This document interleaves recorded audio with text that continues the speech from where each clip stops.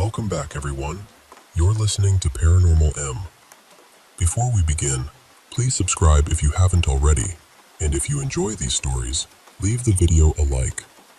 Tonight's first story is about two strange things that happened to the same person back in the 2000s. The first starts with a late-night drive on an isolated road in southern Maryland, where an old service station seemed to appear out of nowhere. The second takes place years later, on Trinity Lake, with something glowing under the water. Let's get into the first one, and I hope you sleep well tonight.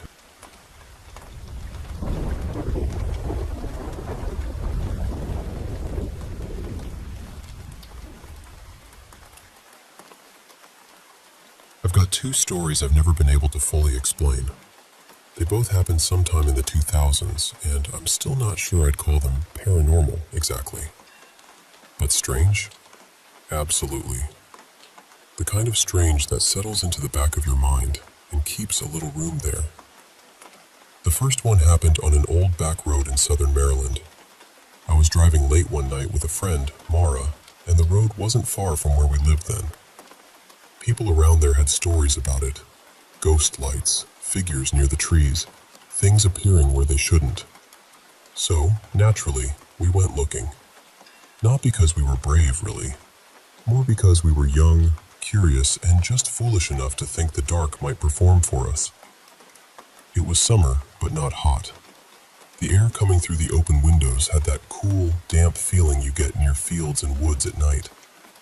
We had the radio on low, just something humming in the background, though I couldn't tell you what it was now. Then we came up to a four-way stop. There was one flashing red traffic light hanging over the middle of the intersection, blinking slowly over everything. Off to the right there was this old service station. I mean old. It looked like it had closed in the late 1950s, and nobody had touched it since. There was a faded gas sign on a pole out front, the kind that used to be lit up by little round bulbs. And then I thought I heard music. I told Mara, "Turn the radio off for a second." She did, and we both went quiet. That's when we heard it clearly. Sleepwalk by Santo and Johnny, playing softly, like it was coming from those old metal horn speakers mounted above the pumps. We just sat there. The red light kept flashing over the station, over the sign, over the empty road. Nothing about it felt threatening. That was the odd part. It didn't feel like a horror movie. It felt peaceful, almost beautiful. Like we had accidentally driven through a little pocket of somebody else's memory. We listened for a minute or two, then drove on. The next day, I said, "We should go back and take pictures of that old gas station in daylight." Mara agreed right away. We grabbed coffee and headed back out, both of us kind of excited to see it again. After about 15 minutes, we came around the bend, and there was the intersection. There was the flashing red light. There was the old gas sign. But the station was gone. Not closed, not boarded up. Gone. There was just an empty concrete pad with weeds growing through the cracks. The kind of weeds that had clearly been there for years. There was no way a full service station had been standing there the night before. But we had both seen it. We had both heard the music. Neither of us said much after that. The whole day changed shape somehow. It felt like we'd stepped into something we weren't supposed to notice, and then the world quietly corrected itself behind us. I still don't know what we saw. The second story happened on July 4th, 2008. A few friends and I had taken a boat out onto Trinity Lake in California. We'd spent the day tearing around the water, jumping off the boat while it was moving, then circling back to pick each other up. It was reckless in the way things sometimes are when everyone thinks they're too alive for anything bad to happen. By the time we were ready to head back, it was completely dark. Not city dark, lake dark. The kind where the sky is full of stars, but the water below you looks bottomless. One of our friends was still in the water, so we pulled up beside him and hauled him back into the boat. He stood there for half a second trying to get his balance, then slipped and fell right off the other side. We all started laughing. It was ridiculous, and the sound of it carried across the lake. Then 2 of us decided to jump in one last time before heading back. So 3 of us were in the water, splashing around, while one guy stayed in the boat. That's when he started yelling, "Guys, guys!" At first we thought he was joking. Then his voice changed. "Guys, get out of the water!" We looked up at him, and I remember seeing his face lit from below. That's when I looked down. The water beneath us was glowing. There was this large orange ball of light rising from deep below the surface, maybe 4 feet across, maybe bigger. It was moving up toward us, getting brighter and clearer every second. I can still see it in my head, that orange glow under the black water, our legs and feet lighting up as it came closer. We all started screaming, grown adults screaming like kids. The 3 of us in the water scrambled for the boat at the same time, grabbing at the side, grabbing at each other, kicking, slipping, clawing our way in with no dignity at all. Just pure animal panic. We got back into the boat right before the light reached the place where we had been floating. And then it stopped. It shifted direction and sank back down into the lake. A few seconds later, the water was black again. Completely black, like nothing had ever been there. None of us had an explanation then. I still don't have one now.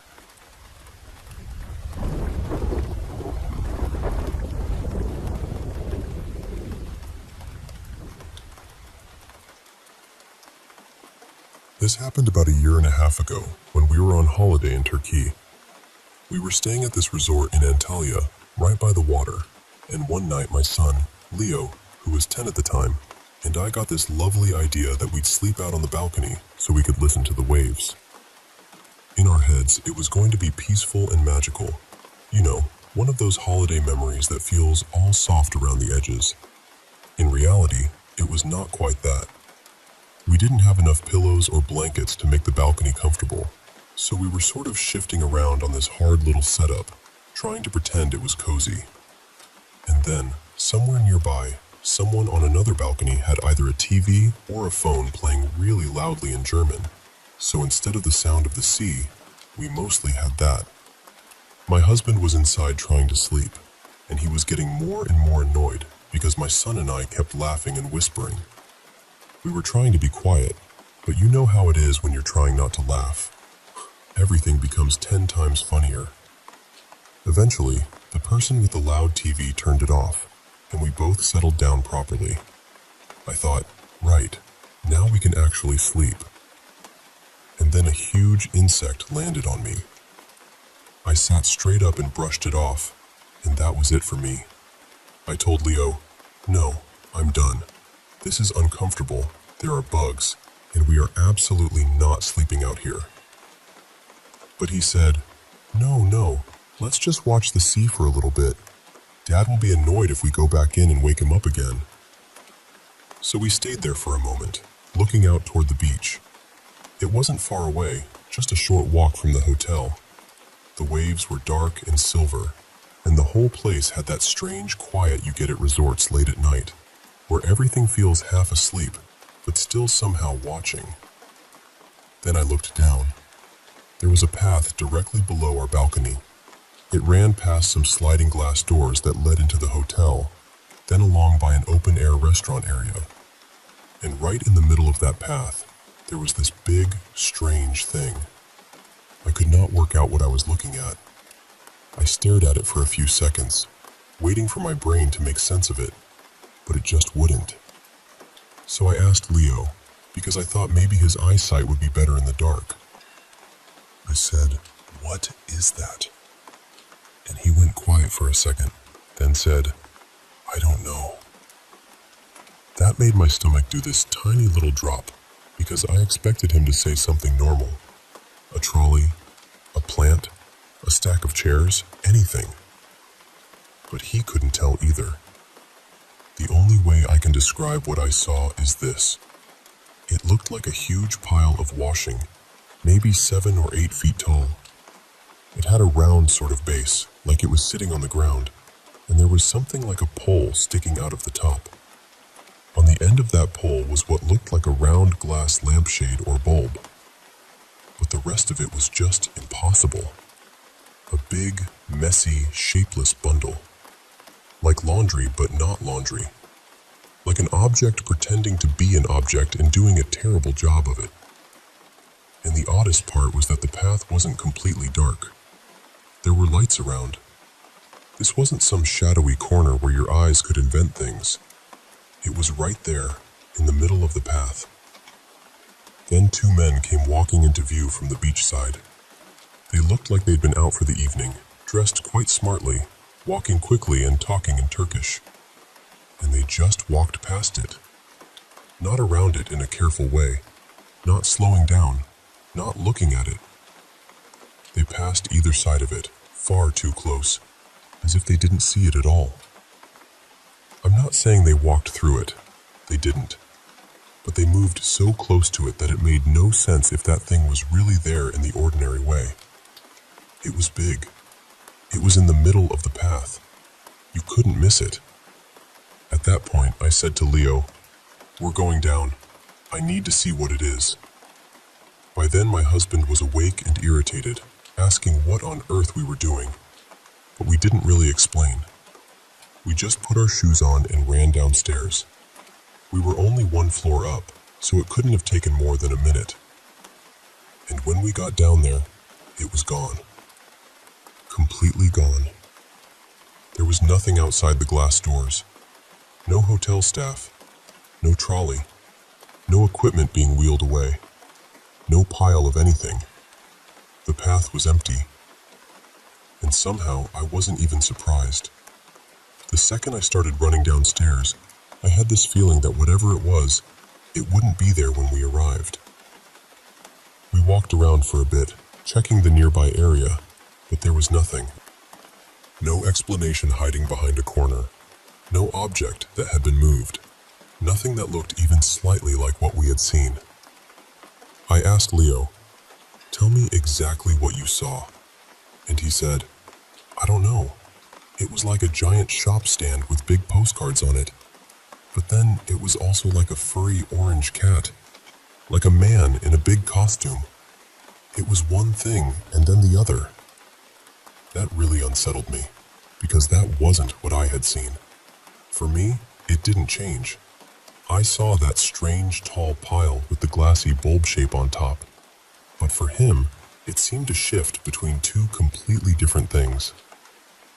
We went back upstairs, and my husband, still grumpy and half asleep, said it was probably just hotel workers moving equipment.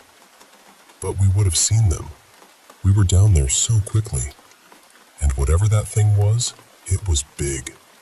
If someone had moved it, we would have caught at least some sign of it.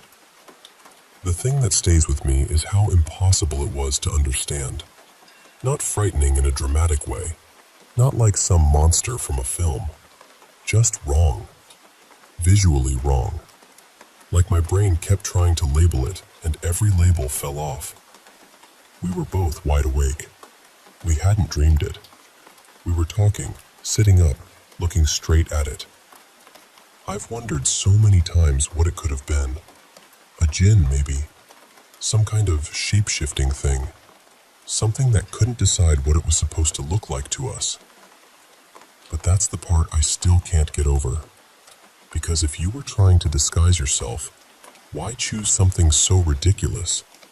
Why not look like a cleaning cart? Or stacked chairs? Or a plant pot? Something that belonged there. Instead, it looked like a giant heap of nonsense standing politely in the middle of a hotel path at night. And honestly, I still think about it all the time.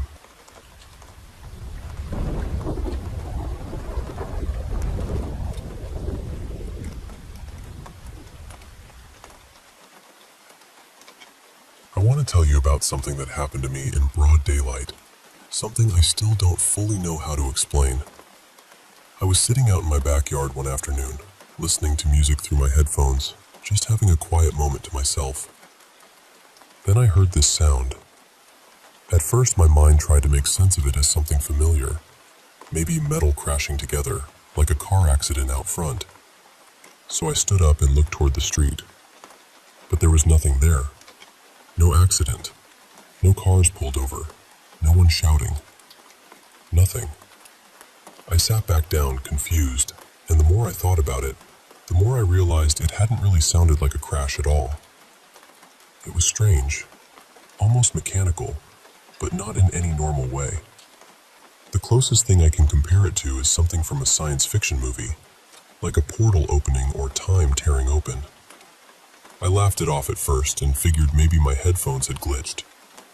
Then, maybe 10 minutes later, I heard the exact same sound again. And this time, there was no brushing it off. Right there, in front of my house, this enormous, luminous blue sphere appeared. It was huge, almost the size of 2 cars side by side. It looked like an orb, or maybe some kind of Merkaba shape, but it was also hard to pin down because it kept shifting. It was every shade of blue you could imagine. Deep blue, electric blue, pale blue, colors inside colors. Somehow it looked transparent and solid at the same time. It just hovered there in the air, and the light coming from it didn't feel like ordinary light. It looked alive. It moved and shimmered like it was breathing. I remember having the feeling that I wasn't just looking at an object. I was looking at something aware. Then I saw 2 cars coming down the street from opposite directions, and my first thought was, someone else is going to see this. Finally, I won't be the only one. But they didn't see it. Neither driver slowed down, neither one reacted.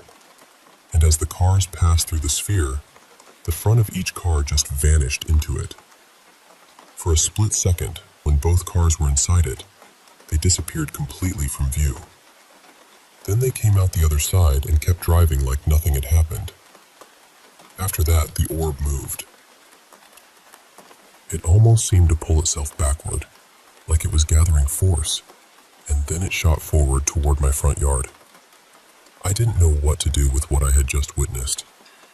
I kept replaying it in my mind, trying to find some ordinary explanation, but nothing fit. And then, later that night, something else happened.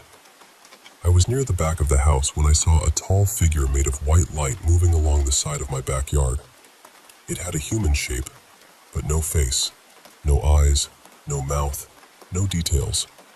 Just this bright, living white radiance. It moved incredibly fast, like it was sprinting, except it wasn't touching the ground. At first, I panicked. I ran back toward the door because my body reacted before my mind could catch up. But then, something strange happened. I realized I didn't actually feel afraid. Not really. There had been that first shock, that instinctive jolt, but underneath it was curiosity. More than that, there was a kind of calm. So I went back outside. I started down the steps into the yard, and I had barely reached the second step when the light being bolted behind a tree maybe 5 feet away from me. I froze. Then I felt this surge of energy shoot up through my body, starting from the soles of my feet and rushing all the way to the top of my head. It felt like lightning, but not painful. It was powerful, overwhelming, and somehow deeply familiar. That moment changed something in me. And the reason I say that is because, up until then, I had lived for years in a constant state of dissociation. Because of severe childhood trauma, I had been disconnected from my own body, my own emotions, my own sense of being here. People had often told me that my presence made them feel calm or safe, but I never understood it because I didn't feel that way inside myself.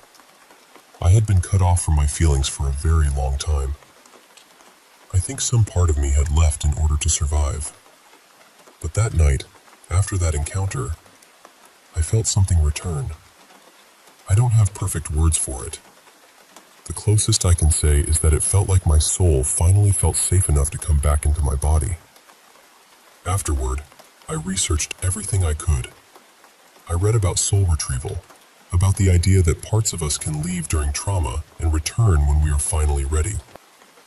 I found stories and traditions that sounded close to what I experienced, but nothing that gave me complete proof or a neat explanation. I still don't have that. What I do have is what changed afterward. Since that night, my ability to feel has continued to grow. It's like something opened in me that has never fully closed again. I was already alive before, technically, but I was surviving more than living. That night felt different. That night, it felt like I came back.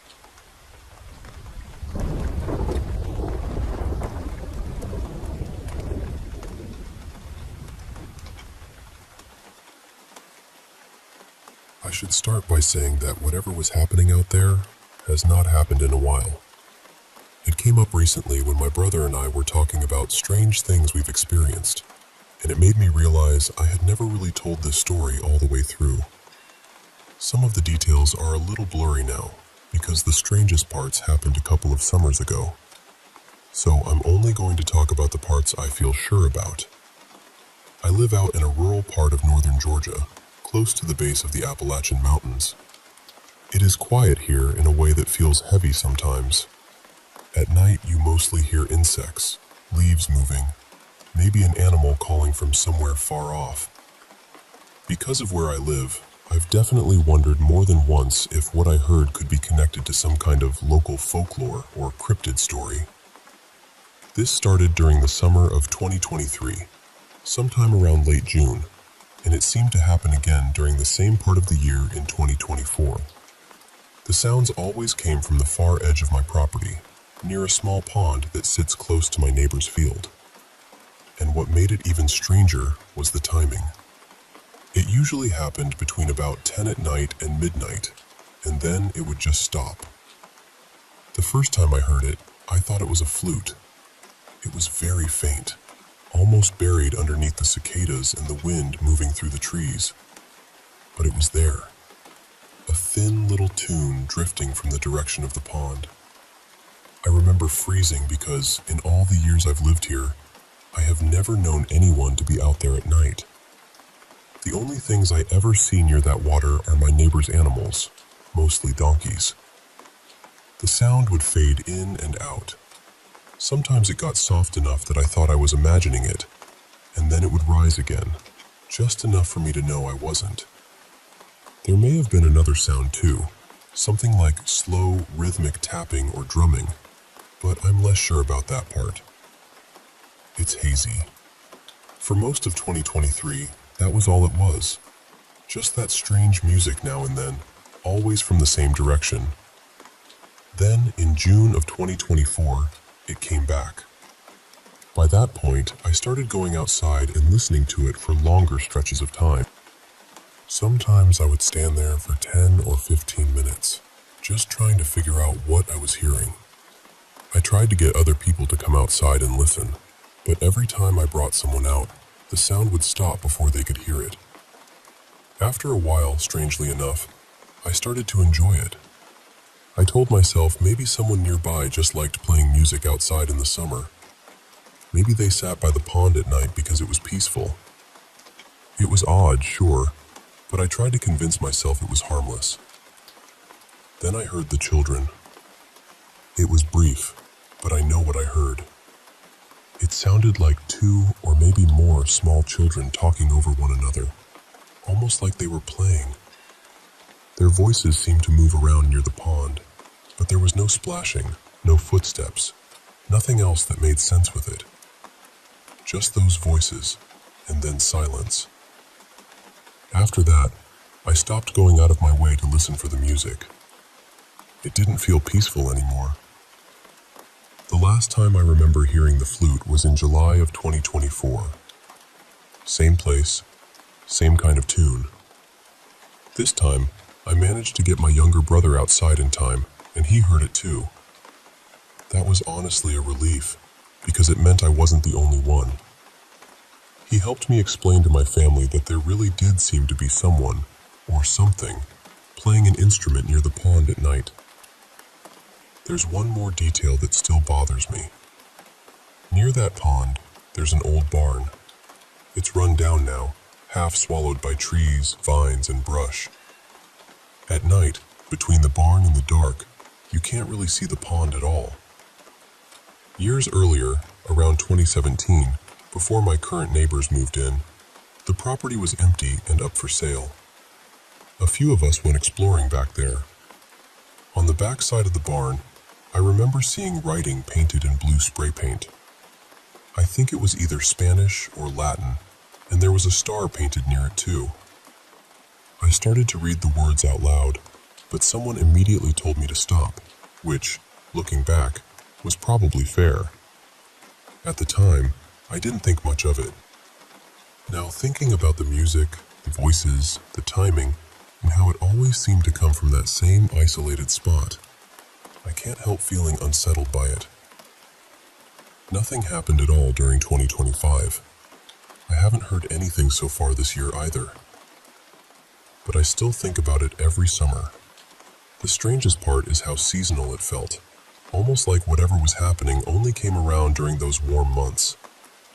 And when I remember those childlike voices near the pond, late at night, from a place where no children should have been, I still get chills.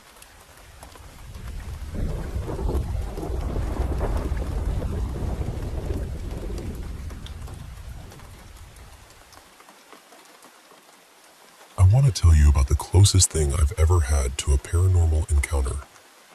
I know how strange it sounds. I know it probably sounds impossible. But this is one of those memories that never really loosened its grip on me. I was very young, maybe 5 or 6. It would have been sometime in the late 80s. Back then, I slept in a little loft area in the first place I ever remember having my own space. It wasn't exactly a bedroom. It was more like a raised room built into an old converted garage apartment my grandfather had put together. One night, I was lying there in bed when I heard tapping at the window. That alone didn't make sense. The window was too high for anyone to reach from outside unless they had a ladder. I remember staring toward it, confused, trying to see what was there. But beyond the glass was just darkness. Not normal nighttime darkness either. It felt thick, like the world outside had been swallowed. For some reason, I got out of bed. I didn't wake my parents, which still seems impossible to me because they were light sleepers. I just walked outside, quiet as anything, and ended up near one of the old storage sheds where we kept tools and random things. I remember the air feeling cold. I remember reaching up for the old brass doorknob. The shed sat a few feet off the ground, so I had to pull myself up to get inside. The sky above me was this deep, eerie blue. Not fully night yet, but right at that moment where the last trace of daylight disappears. Inside the shed, there wasn't any light, but I could still make out shapes. Shelves, tools, corners, dusty things stacked along the walls. And then I got that feeling. I was being watched. I looked up toward the peak of the slanted roof, where there was a small triangular window. And there, somehow inside the glass itself, was this thin, black figure. I don't mean it was standing behind the window. I mean it looked embedded in the glass. Perched there, waiting. It had a shape that was almost human, but not quite. It was too spindly, too wrong. It was darker than anything around it, like it didn't reflect light at all. Around its edges, there was this faint shimmer, almost like oil moving on water, or a badly animated shadow flickering where it shouldn't. As a kid, the only way I could understand it was to think of a Sesame Street puppet, something like Grover, but pitch black and completely featureless. Then it moved. It unfolded itself out of the window, and with one huge step, it was right in front of me. I froze. I don't mean I got scared and stood still. I mean I couldn't move. I tried to scream, but nothing came out. Then its round head began to split open sideways, like an enormous mouth. From inside it came this blinding light, every color at once, bursting out in sharp patterns, triangles inside triangles, circles flashing through them. A tunnel of color that kept folding into itself. And there was a sound. It filled my whole head. It was like countless trumpets playing the lowest notes possible, all wrong, all at once. I didn't just hear it. I felt it in my body. I have no idea how long it lasted. It felt endless and instant at the same time. The next thing I remember, I was standing inside the house at the front door, looking out through the glass panes. The sky outside had turned orange, probably from distant streetlights. I went back to bed, but something in me felt off for a long time after that.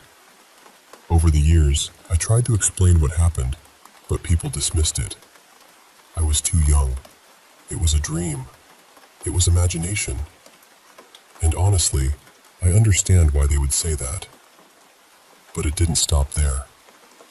Growing up, I would sometimes find myself wandering outside around dusk or near nighttime, and that same feeling would come back. That watched feeling. Sometimes I thought I caught a glimpse of something like that figure again. I lived in a wooded, rural area near a small creek. We had deer sometimes, and there were coyotes and mountain lions farther up in the hills. But this wasn't that. I knew what animals looked like. Every so often, even now, I still get the feeling that it's nearby. There was one awful night years later when someone at a party slipped something into my drink. Whatever it was, it brought back that same kind of experience. Only this time, the night sky looked bright green, and there were several of those figures around me. It didn't feel like they had entered our world. It felt like I had accidentally stepped into theirs. That night ended with me trying to sleep while one of them tapped on my window, again and again. Sometimes it comes back in lucid dreams. Not in some strange fantasy place either. Usually I'm just in my room. It's at the window, or standing beside my bed. I can see it even with my eyes closed. It still scares me. That same old terror comes rushing back. But over time, I've learned how to push against it. Sometimes I can even communicate with it, though not with words. It's more like feelings passing back and forth.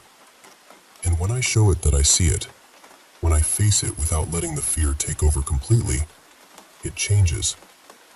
It almost seems startled, flustered maybe. Then it leaves. Sometimes it appears as someone else in dreams, or as something else entirely. But I can usually recognize it now. I know the feeling of it. I call it out, and it goes away. I don't pretend to know what it is. The closest description I've ever found is something like a black stick figure, though that still doesn't quite capture it. It seems to show up mostly from fall into spring, though I can't remember what season that first encounter happened. And look, I know how unbelievable this sounds. I really do. Maybe it was fear. Maybe it was my mind creating something from darkness and childhood dread. Maybe it was never there at all.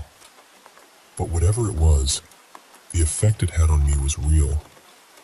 And some nights, when the window taps or the room feels just a little too still, I remember that shape in the glass.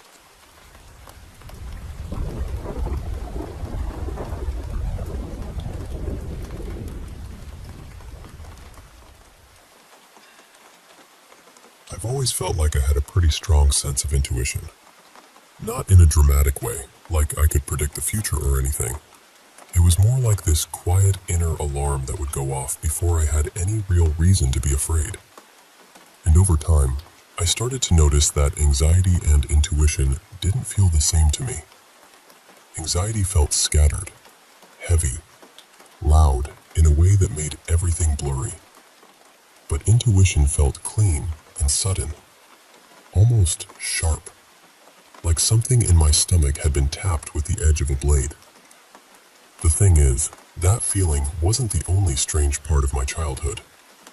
When I was little, I used to have these nights where I felt like something was watching me while I was trying to fall asleep. Sometimes I'd be lying on my side, facing the wall, and I would get this overwhelming sense that someone was lying right behind me, not touching me, not breathing on me, just there. It felt aware, and it felt wrong. I know that could easily be explained as a child being scared of the dark or having an overactive imagination. I've told myself that plenty of times. But then things changed after my family went through a really painful loss. After that, the house felt different. Things would fall off counters or shelves for no clear reason. Door handles would shake. The television would turn itself off and back on. Our dog would suddenly bark down the hallway or stare into empty corners like someone was standing there. At first, we all tried to brush it off. Old house, grief, stress, bad timing. But then, something started copying me. One night, my mom woke up because she heard my voice right next to her ear saying, "Mom." She said it sounded like I was trying to wake her up. She even felt a little tap, like someone had touched her. But I wasn't in the room.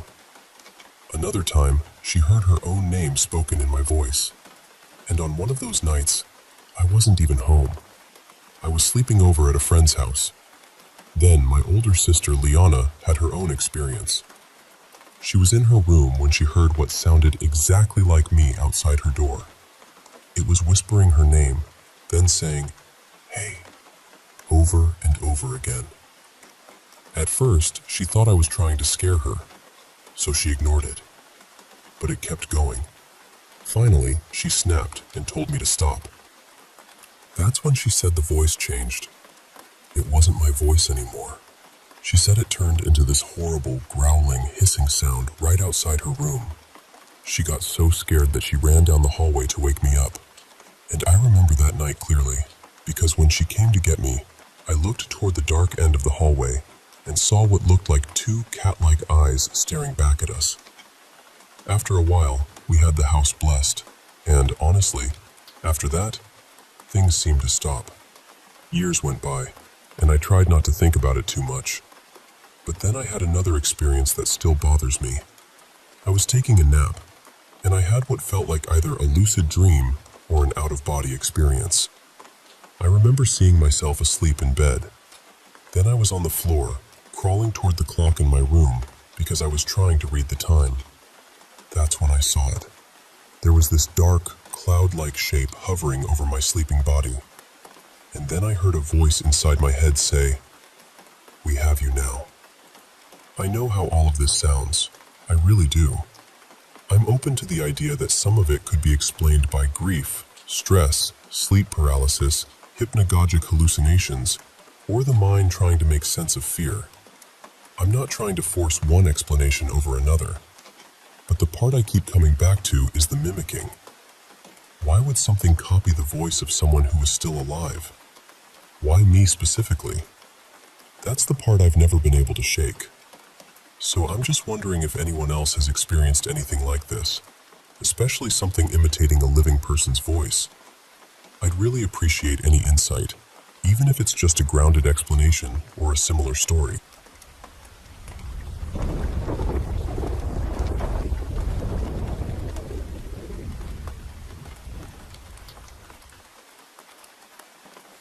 My wife and I were talking about this again the other night, and even after all these years, I still don't know what to make of it.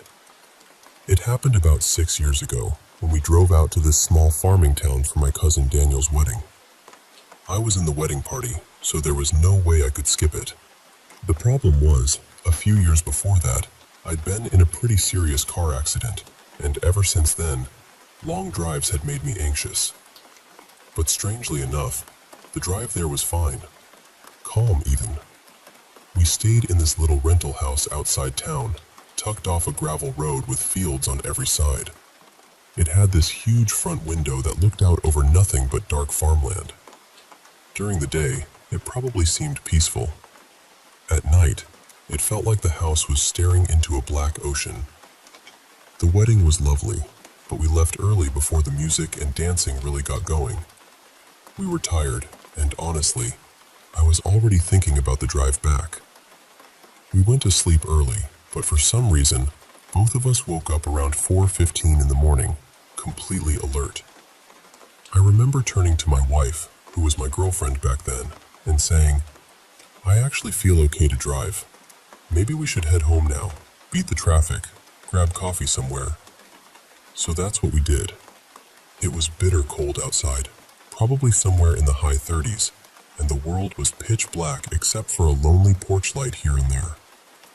We packed up, got in the car, turned on some quiet music, and I pulled up the map.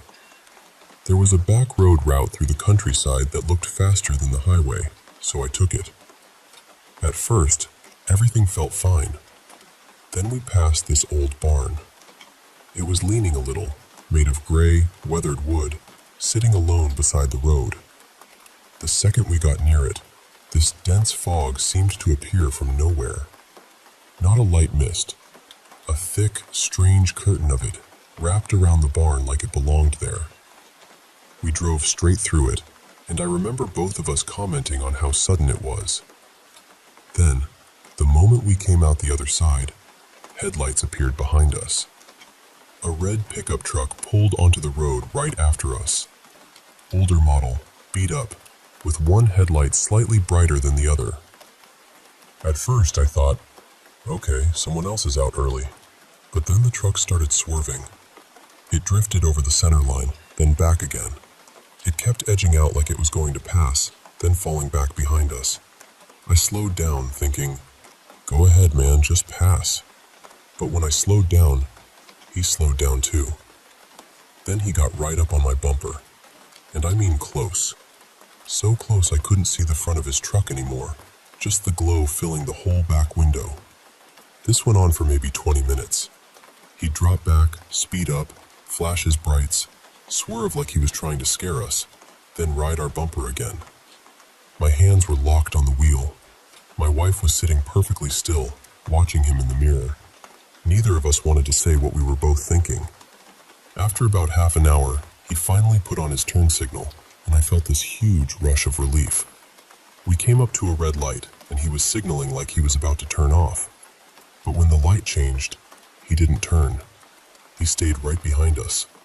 That's when it stopped feeling like some reckless driver and started feeling deliberate.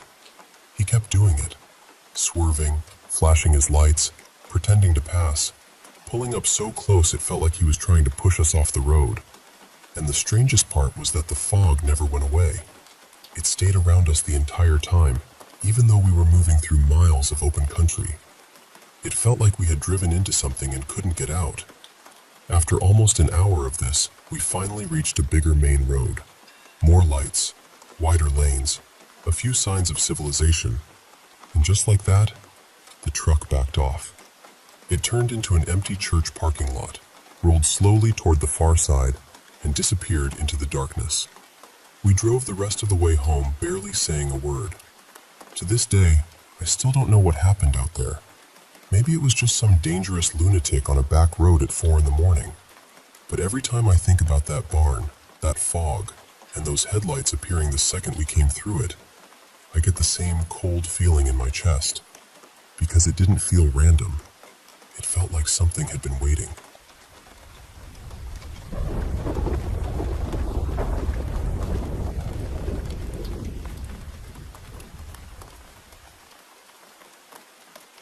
I'll call myself L for privacy. I'm 20 now, and when I look back on my life, it feels like I grew up between two very different worlds. Part of my childhood was in Florida, and part of it was in Alabama. I moved between my dad's side of the family and my mom's side, and both families had completely different ideas about the paranormal.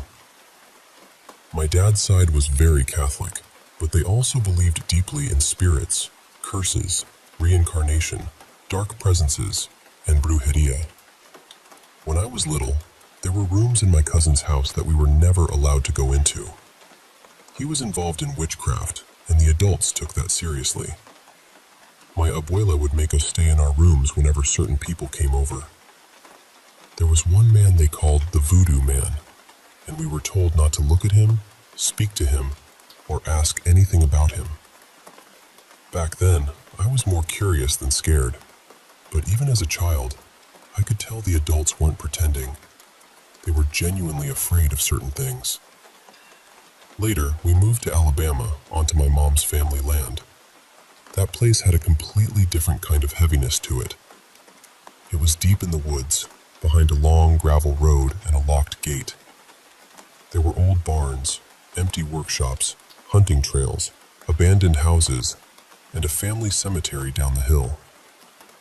Some of the graves had names, some didn't. Past the cemetery was my great-grandfather's old house, slowly falling apart in the woods. During the day, I would wander around because I was a curious kid. But at night, I wouldn't even look out the windows toward that cemetery. I didn't just feel creeped out there. I felt watched.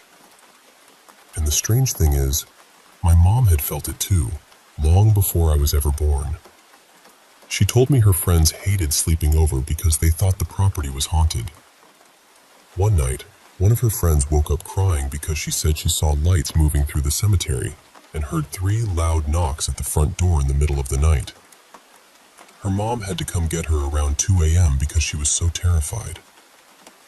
My mom eventually admitted that she had always felt watched there too. Even my mama had stories about that land. There's one old family photograph that still bothers me. In it, my mama is standing in her garden, smiling at the camera. But behind her, there's a tall man nobody recognizes. He has light hair, pale eyes, and overalls on. He's standing there so clearly, like he meant to be in the picture. My family swears he wasn't there when the photo was taken. Nobody knows who he was. Something else has always made me uneasy too. People have always said I look exactly like my mom. Not just a little bit. Almost identical. We even have photos of us at the same age, and honestly, if it weren't for the clothes, we could almost pass for the same person. Sometimes I wonder if whatever was on that land ever mistook me for her. One day, I asked my grandmother why some of the graves didn't have names. That was when she told me that, years ago, when plantations were still operating nearby, my family found a young runaway boy in the woods. He was very sick with a fever. They tried to help him, but he died there on the property, and they buried him near a tree. After I heard that, the whole place felt heavier. As I got older, I started hearing things. Footsteps, scratching in the walls, little sounds that made no sense, and all the time, I had this feeling that someone was standing just behind me. Eventually we moved away, but the feeling didn't completely leave. When I was about 13, we moved into an older house on a hill near a winding road. My room had this strange, locked compartment built into the wall above my bed. It had an old, rusted knob and a keyhole. I never opened it, but I hated sleeping under it. Around that time, my parents' relationship started falling apart, and the whole house felt tense and suffocating. Later, my mom met someone else, and we moved into a trailer in Florida with him and his family. From the moment I met him, something about him felt wrong. That was where I had the first experience I truly cannot explain. One summer night, I woke up suddenly with the feeling that something was staring at me. Everyone else was asleep. Down the hallway, there were sheer curtains, and it looked like something was moving behind them. Then the air turned freezing cold. It felt like pressure was pressing down on my chest and throat. I couldn't breathe. I couldn't speak. I just stared down the hallway, terrified, while my body felt weak and dizzy. Then, just as suddenly, it stopped. The next morning, I saw scratches along my side. After that, things in my life seemed to get worse, and through all of it, I always felt like something was close by. My freshman year, I became really interested in paranormal topics and spirituality. Not because I wanted to summon anything or invite anything in. I just wanted to understand what had been happening to me. Eventually, I moved in with my foster mom.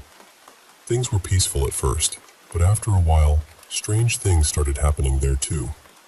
Footsteps, scratching sounds, my doorknob rattling at night. One night around 3 a.m., my foster mom woke up angry because someone had been knocking on her bedroom door. My brothers were awake playing video games, and they swore they didn't knock. They said they hadn't even heard anything. The cameras didn't show anyone. Eventually, she got uncomfortable enough to ask me what I thought we should do. I suggested cleansing the house with sage and firmly saying that whatever was there wasn't welcome. And strangely enough, after that, things slowly stopped. Years later, I reconnected with my dad's side of the family and moved in for a while with my grandparents and aunt. That house felt unbearably heavy from the start. Everyone there openly admitted they heard and saw things. One morning, after I came home from a friend's house, my grandma and aunt asked me out of nowhere if I thought something might be attached to me. Then they asked if I had ever been baptized. I laughed at first because I thought they were joking. They were not joking. My aunt told me that a little girl had died in the house years ago, and that they sometimes saw her at night. She said the girl had black hair, a white dress, and no face. Then my aunt said something I've never forgotten. She doesn't like you. Later, they had me sit alone in the back room, where most of the activity supposedly happened. Within minutes, the room turned freezing cold. I felt this overwhelming sadness and fear, like it had been poured over me. Then came that pressure again, all over my body, making it hard to breathe. Every part of me was screaming to get out. I finally ran out of the room shaking. My aunt later said my face looked different when I came out. After I sat down, they noticed 3 long scratches across my back. I still remember my grandmother praying over me afterward. The strangest part is that even after moving away, I still sometimes feel watched. Sometimes I hear scratching or movement at night. Nothing violent has happened recently, thankfully, but that feeling has never fully gone away. What really stays with me is how people react when I tell them about it. My boyfriend doesn't laugh or brush it off. He gets genuinely concerned. He's told me more than once that the things I describe don't sound normal, and sometimes he seems almost scared when I talk about them. Part of me wonders if growing up around fear, trauma, old family land, and strong spiritual beliefs shaped the way I see things. But another part of me can't ignore how consistent it has all been. Different houses, different people, different times in my life, and somehow, the same feeling always finds me.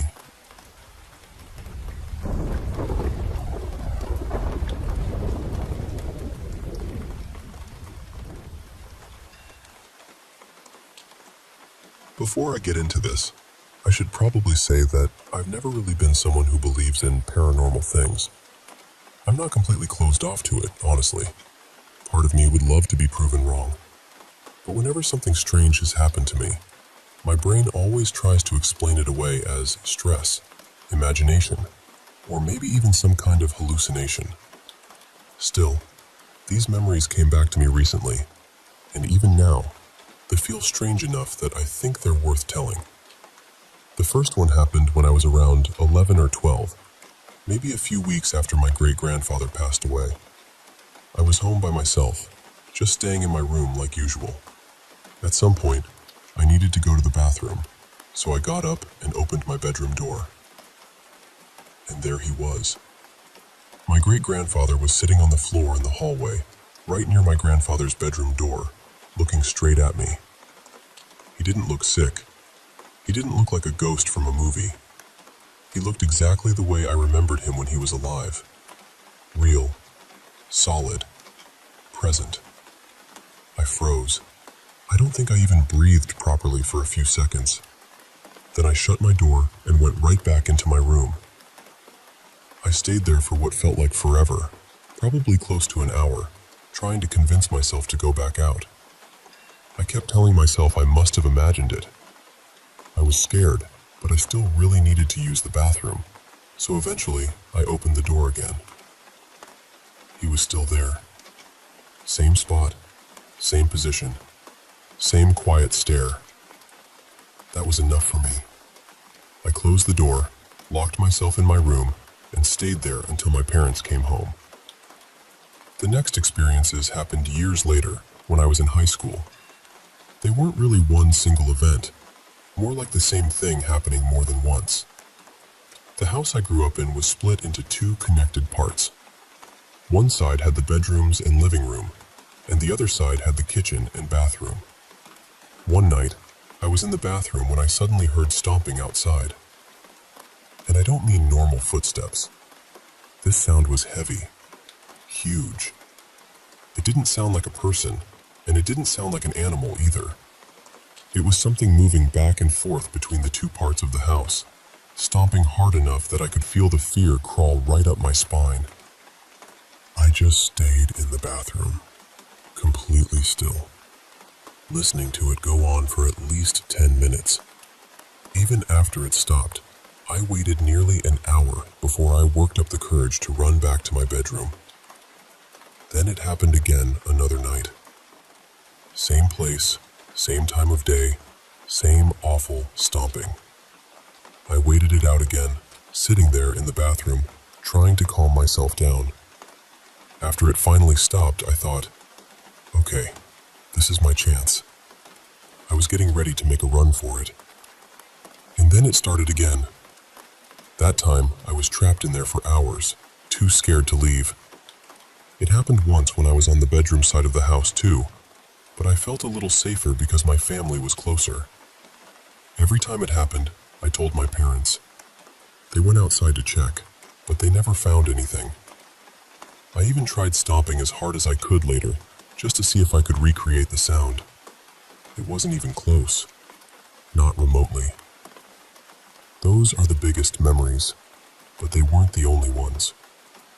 When I was younger, I was convinced our house was haunted. I would hear footsteps in the hallway when no one was there. I'd get this strong feeling that I was being watched. Sometimes the air in the house felt heavy, like something was nearby, just out of sight. I still don't know what any of it really was. Maybe there's a normal explanation. Maybe my mind was filling in the dark corners with things that weren't there. But I know how it felt. And at the time, it felt very, very real.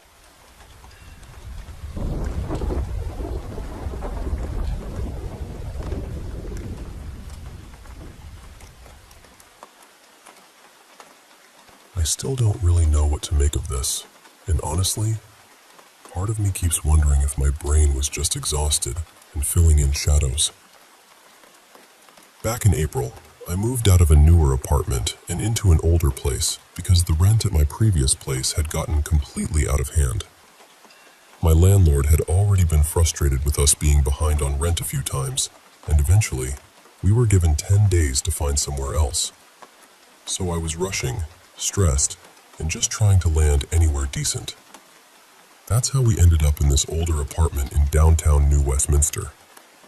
It was about $1,000 cheaper than what we had been paying before, which felt almost suspicious. We kept thinking, okay, there has to be something wrong with it. Mice, bugs, mold, noisy neighbors, something. But there wasn't anything obvious. It was still a 2-bedroom, 2-bathroom place, just older. The appliances were dated, the carpet had seen better decades, and the tile looked tired. But when I first toured it, I didn't feel anything strange. The only real issue was that the landlords clearly hadn't cleaned it. So on moving day, I went over there by myself to deep clean while the movers were packing up the old apartment. That day turned into a marathon. The movers took something like 11 hours to get everything transferred over, and I was alone in the new place for most of it, scrubbing, wiping, unpacking little things, breathing in cleaning products, and running on stress. At some point, I started seeing movement out of the corner of my eye. At first, I told myself it was nothing. I was tired. I was overwhelmed. The apartment was unfamiliar. Maybe reflections were bouncing off something. Maybe I'd inhaled too much cleaner and my brain was throwing a tiny haunted house party without my permission. But then it kept happening. Eventually, I sat down in one of the bedrooms and watched a movie on my phone because I suddenly felt really uneasy. I couldn't explain it. I just needed to stop moving for a while. Later, after the movers finally left, my mom and I started unpacking together. And that's when I kept seeing him. Not clearly, never straight on, but always in the corner of my eye. It looked like a man walking quickly back and forth through the apartment, like he was pacing. Every time I turned my head to look directly at him, there was nothing there. No shadow, no person, no sound, just empty space. But then, a few minutes later, there he'd be again, just at the edge of my vision. This went on for hours. We kept unpacking until around 2 or 3 in the morning, and by then I was completely drained. I finally sat down, trying to breathe and convince myself the whole day had just scrambled my senses. Then my mom came into my room and said, very quietly, "I don't like saying this, but I think this apartment is haunted." I looked at her and asked, "Why would you say that?" And she said, "Because I keep seeing a man walking around out of the corner of my eye." That was the moment my stomach dropped. I hadn't told her what I'd been seeing, so I asked her to describe him. She said he looked like a white man, maybe late 20s or 30s, with brown hair cut just above his ears. She said he was wearing a beige, sleeveless shirt and blue jeans. And I just went cold, because that was exactly what I had been seeing all night. The hard part is, I'm not really someone who believes in this kind of thing. I'm agnostic, leaning more atheist, so ghosts and spirits have never been part of how I explain the world. But that night, I finally said out loud, "If someone is here, we don't want to see you. We know you're here, and we don't mean any harm, but please don't show yourself to us." And after that, things changed. It's been a couple of months now, and neither of us has seen him like we did that first night. Every now and then, one of us might catch a quick flicker of movement in our peripheral vision, but nothing as constant or as clear as that first night. So I'm still left wondering what actually happened. Was it stress? Exhaustion? Some weird trick of the eyes? Or is there some kind of phenomenon where two people can see the same figure, especially when it disappears the second you try to look straight at it?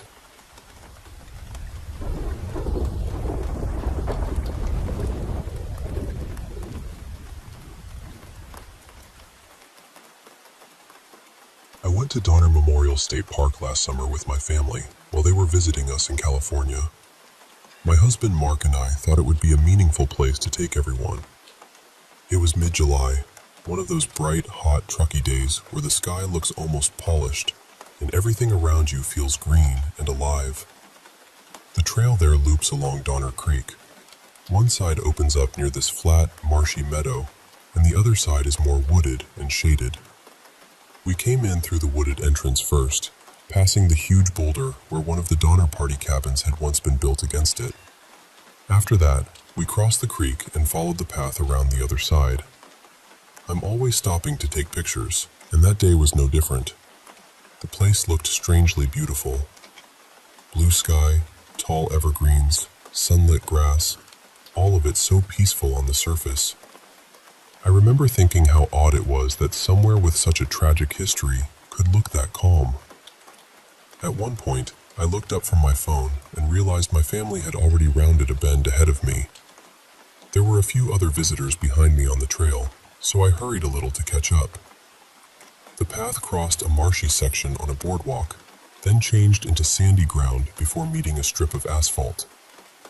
As I came around that curve, I suddenly felt like I had walked straight through something. The only way I can describe it is a spider web, but not a normal one. It felt thick, cold, and heavy, like it passed over my face and arms all at once. The strange thing was, there was nothing there. No web, no branch, nothing touching me. But my body reacted immediately. I shivered hard, even though it was hot outside. Every hair on my arms stood straight up. I got this deep wave of goosebumps, the kind that feels like your body knows something before your mind can explain it. And almost instantly, this awful sense of dread settled over me. I caught up with my family and showed them my arms. The goosebumps were still clearly visible. I told them what had happened and asked if they had felt anything in that spot, but none of them had. They were totally fine. No chill, no weird feeling, nothing. I tried to shake it off, but I couldn't. I felt uneasy for the rest of the walk, like something behind me had noticed me. It wasn't panic exactly. It was heavier than that. A kind of warning feeling, low and steady in my stomach. Eventually, once we went into the museum and wandered around the gift shop, the feeling faded enough that I could distract myself. I told myself it was probably just the weight of knowing what had happened there. I'm practical by nature, and I knew the history of the area. I figured maybe my imagination had gotten tangled up in the place. But then, about a year later, I was putting together a slideshow of our California trips. I came across the photos I had taken at the park, especially the ones from that exact stretch of trail. The photos looked completely normal. Bright sky, warm sunlight, green grass, tall trees. Nothing strange, nothing dark, nothing that should have bothered me. But the second I looked at them, my body reacted all over again. My stomach turned. I felt nauseous almost immediately. That same uneasy, sinking feeling came back, as if I were standing on that trail again. I had already added the photos to the slideshow, but after looking at them for a while and feeling worse instead of better, I removed them. That surprised me more than the original experience, honestly. I've seen plenty of disturbing things online over the years, and I've visited ghost towns, battlefields, old mines, caves, and abandoned cemeteries. I've been in places with sad or violent histories before, but I have never had my body react like that to a place. Even now, just talking about it, I can feel that queasy feeling starting again. I don't know what happened there. I don't know if I walked through some kind of energy, or if my body picked up on something my mind couldn't process, or if the history of that place simply landed on me in a way I wasn't expecting. All I know is that for one brief moment on that trail, everything beautiful around me stopped feeling beautiful. It felt like the place remembered something terrible, and for some reason, my body remembered it too.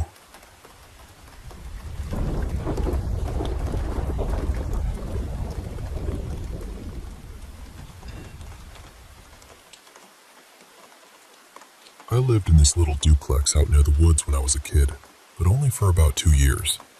And honestly, I don't remember much from that place. Not because nothing happened there, but because that whole stretch of my life was heavy, blurry.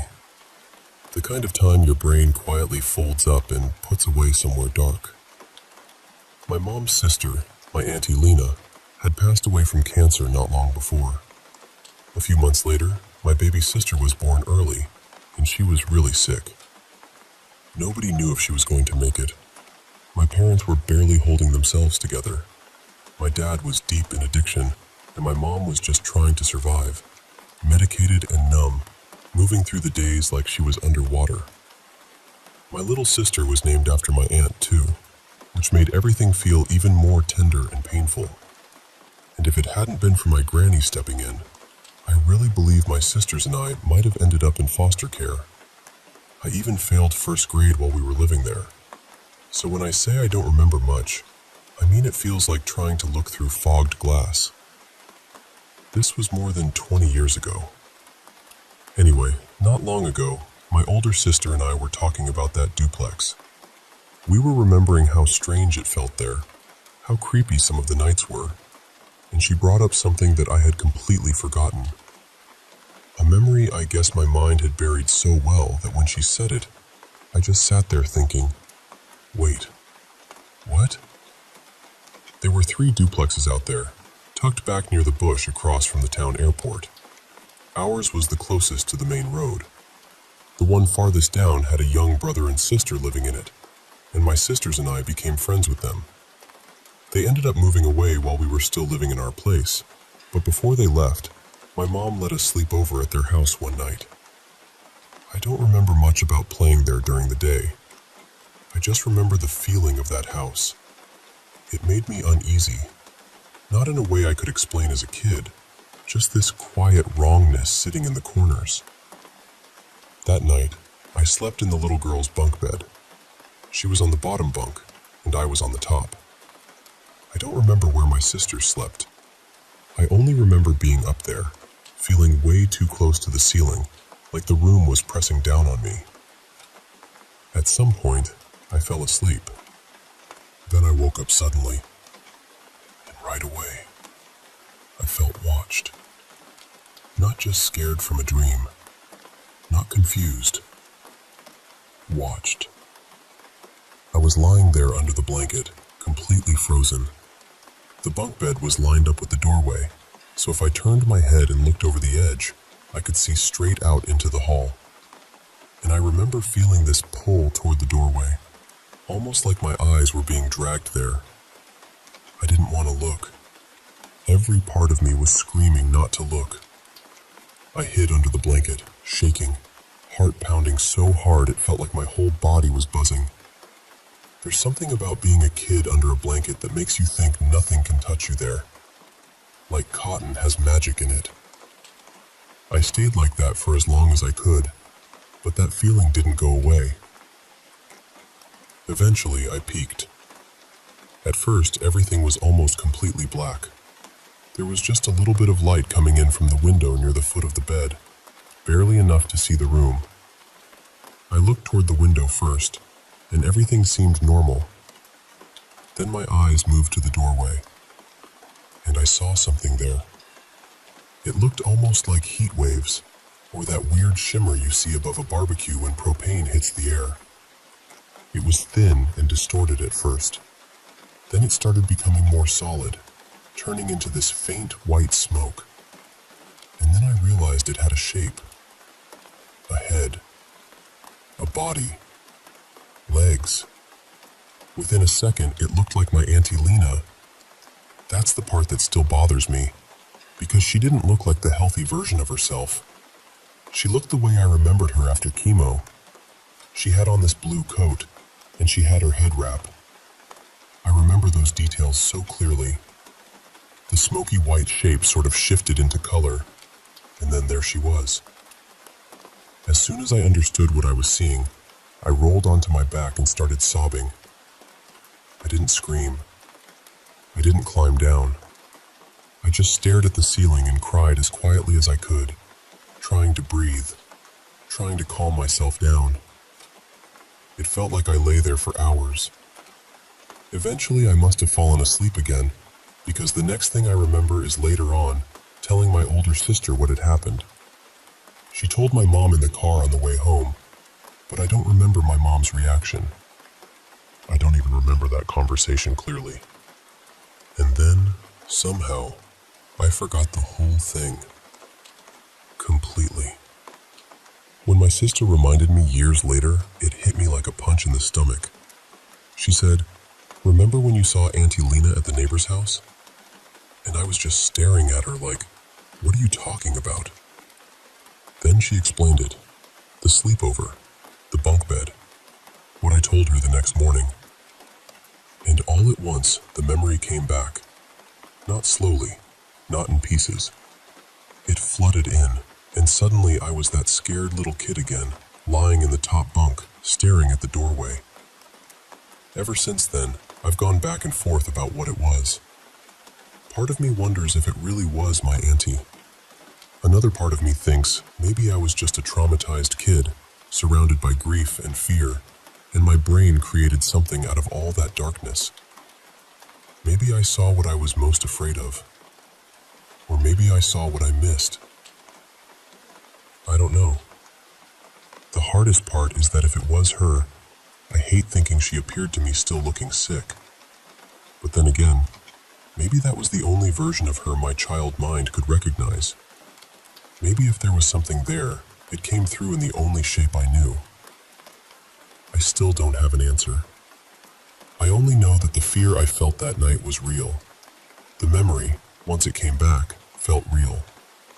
And whether it was my auntie, my imagination, or some strange little doorway grief opened in my mind, I don't think I'll ever fully shake it.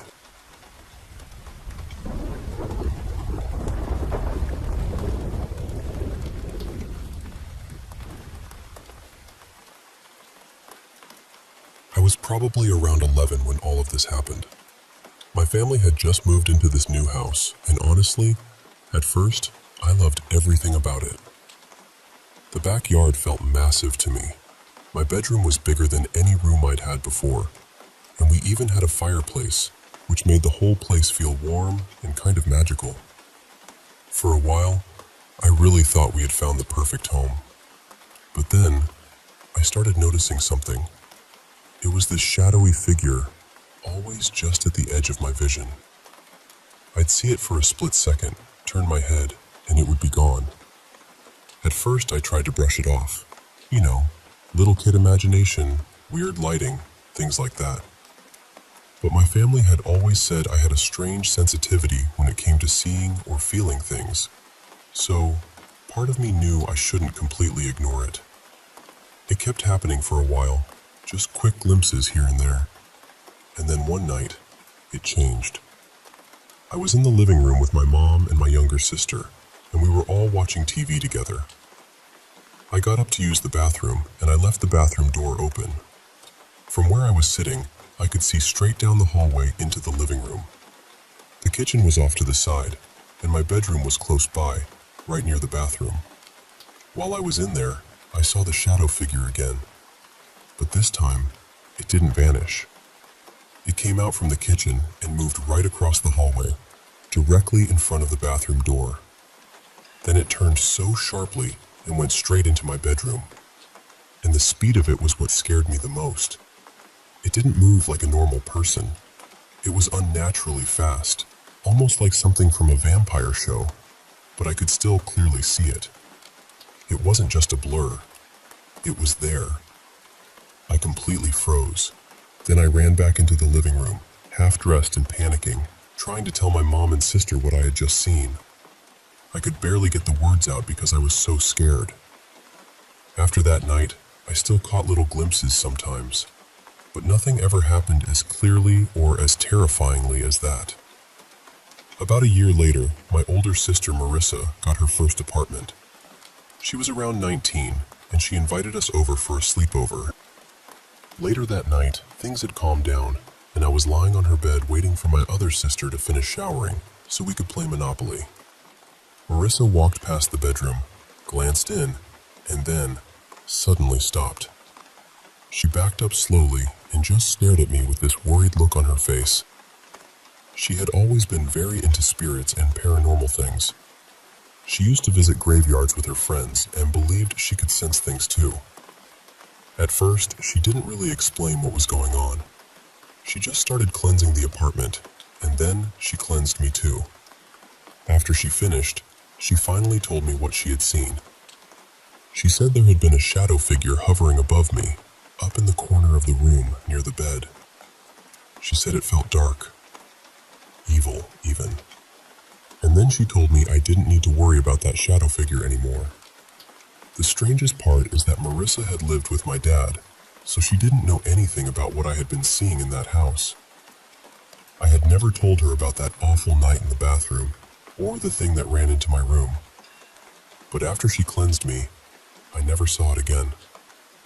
I'm 25 now, and I still think about it sometimes. It still gives me chills, because the idea that something like that might have been following me when I was just a kid is honestly terrifying. And part of me still wonders, what would have happened if my sister hadn't stepped in that night?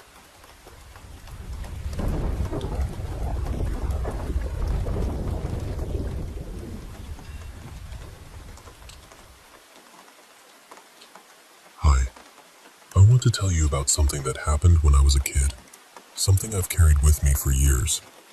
It's been more than a decade now, and even after all this time, I still don't have a clean explanation for what my sister and I saw that day. I was about 12 when I went to stay with my grandmother in a quiet village in western Ukraine. She had this beautiful little garden behind her house, full of flower beds she cared for like they were family. She loved flowers, especially the first ones that came up in spring. So one morning, when the snowdrops had just started blooming, she asked me to go into the forest and bring some back for her. My older sister, Katerina, came with me. She was 19 then, and honestly, I was glad she was there. The forest wasn't terribly far, but to reach it, you had to cross a wide field that climbed sharply uphill. At the top of that slope, the trees began. Before the field, we passed a few houses standing away from the rest of the village, and then we came by an old abandoned military base. That place already had a bad feeling to it. Broken concrete, rusted metal, empty buildings with dark windows, and that strange kind of silence that makes every small sound feel too loud. We wandered around there for a little while, just being nosy and careless the way kids can be. Then we kept going toward the forest. But there was one place on that hillside that always felt different. About halfway up the slope, there was a mound of land pushing out from the hill, almost like it didn't belong there. In the middle of it stood 3 enormous oak trees, arranged in a near-perfect triangle. I remember looking at them even before anything happened and feeling uncomfortable, though I couldn't have told you why. The air around them just felt heavy.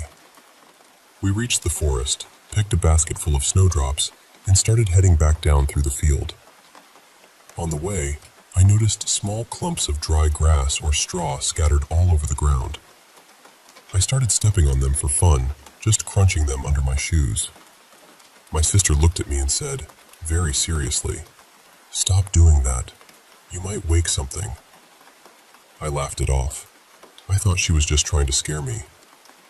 But a few minutes later, as we were walking downhill, I suddenly felt something change. It was this sharp, cold feeling, like someone was standing behind us and staring straight into my back. I don't know why, but I had to turn around. So I did. I looked back toward the hill with the 3 oak trees, and there, right between them, I saw a woman. Except she wasn't standing. She was floating. She wore a long white dress, and her black hair hung down over her face so completely that I couldn't see any features at all. She was just suspended there between those trees, not touching the ground, not moving like a normal person would move, just hanging in the air. For a second, my mind tried to make it into something ordinary. A branch, a cloth, a trick of light, anything. I blinked several times, but she stayed there. Then I grabbed my sister's arm and whispered for her to look. I'll never forget what happened to her face. Her eyes went wide, wider than I had ever seen them, and her whole body stiffened. Then her hand started shaking in mine. She didn't scream. She barely made a sound. She just whispered, "Run!" And we ran. We tore down that field as fast as we could, the basket bouncing, flowers flying everywhere behind us. I looked back once while we were running, only a few seconds later. There was nothing there anymore. The space between the oaks was empty. We didn't stop until we were far from the hill, maybe a kilometer away. By then, we had lost almost all the snowdrops. We were breathless, shaken, and too scared to even argue about what we had seen. When we got back and told our grandmother, her face changed. She said that during World War II, people had been tortured and killed near those 3 oak trees. According to her, Jews and Ukrainians had been executed there by German soldiers. That stayed with me. What stayed with me even more is that, years later, I began hearing similar stories from other people. One friend told me she once stayed at a country house near a forest. Late at night, she stepped out onto the balcony and saw a white figure in the distance, a woman with long dark hair moving between the trees. But she said the same thing we had seen. It didn't look like walking. It looked like floating. I still don't know what we saw that day. Some people might call it a banshee. Others would say witch, spirit, restless soul, or just some dark energy left behind by terrible things. I don't know. All I know is that the fear I felt on that hillside was real. The silence, the trees, that white figure between them, my sister's shaking hand in mine, all of it stayed with me. And even now, whenever I think about those 3 oak trees, I feel that same cold pressure in my chest. So I have to ask, has anyone else ever seen something like that?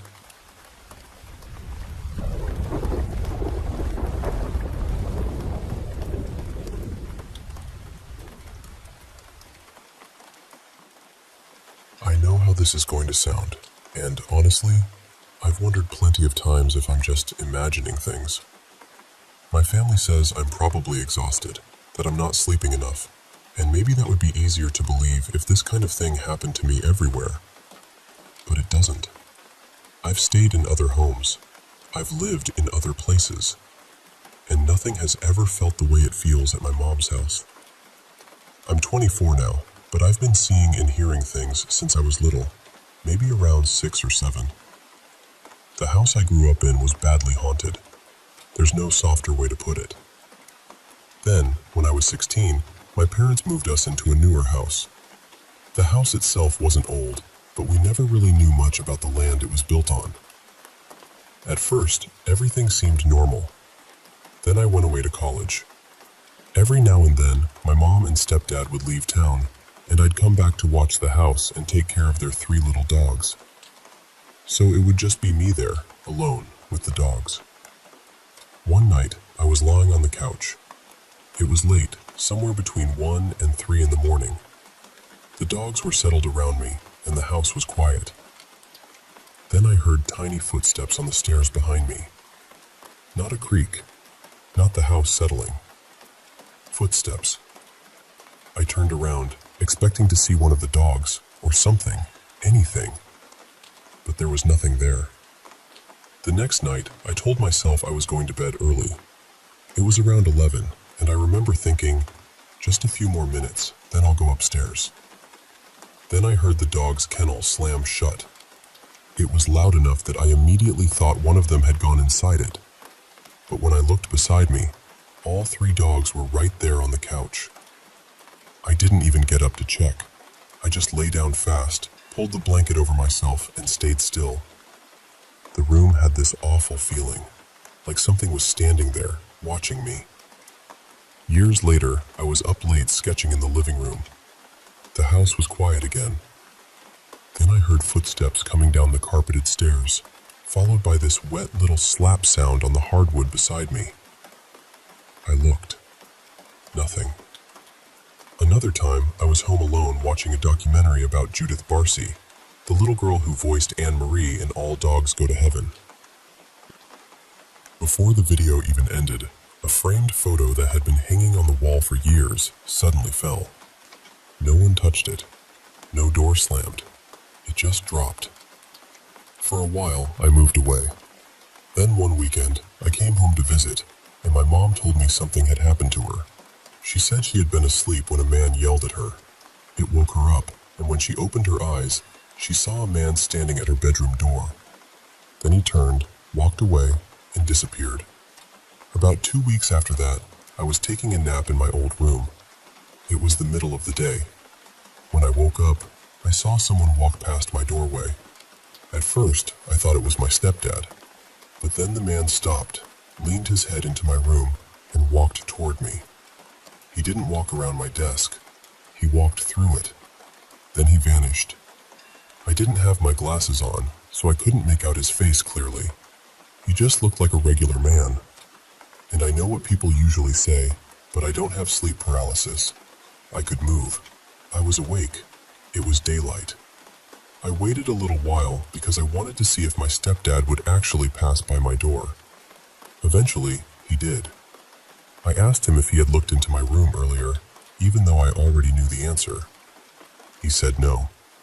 My mom also says she hears someone walking around in my old bedroom, which is right above hers. One night, I was heading upstairs to my room, and I saw a figure standing across the hall in another bedroom doorway. At first, I tried to explain it away. I told myself it was just the lights making a shape. But the next night, I looked again. The shape wasn't there. There are also nights when I'm lying in bed, and I swear I hear the TV on downstairs. Voices, low and muffled, like someone left it playing. But when I open my door, the house is silent. Recently, I moved back home. I don't really sleep in my room anymore. I sleep in my mom's room because mine scares me too much, and she doesn't sleep in the same room as my stepdad anyway. I've tried a few times to sleep in my own bed again, but lately, it's gotten strange. One night, I was lying there on my phone when I suddenly felt someone rub my back. I left immediately. Another morning, when it was already light outside, I was still half asleep when I felt someone stroke my leg. I was so tired that I just ignored it and went back to sleep. Then it happened again the next day, and tonight, I left my room because I felt my hair move. That was enough for me. The reason I think it's connected to the house is because this doesn't follow me everywhere. I've lived in other places. I've stayed in other houses. Only 2 places have ever felt this way, and my mom's house is one of them. And yes, there's a mirror facing my bed. I've tried covering it, but my parents keep taking the cover down. I don't know what's in that house. I just know I don't like being alone in my room anymore.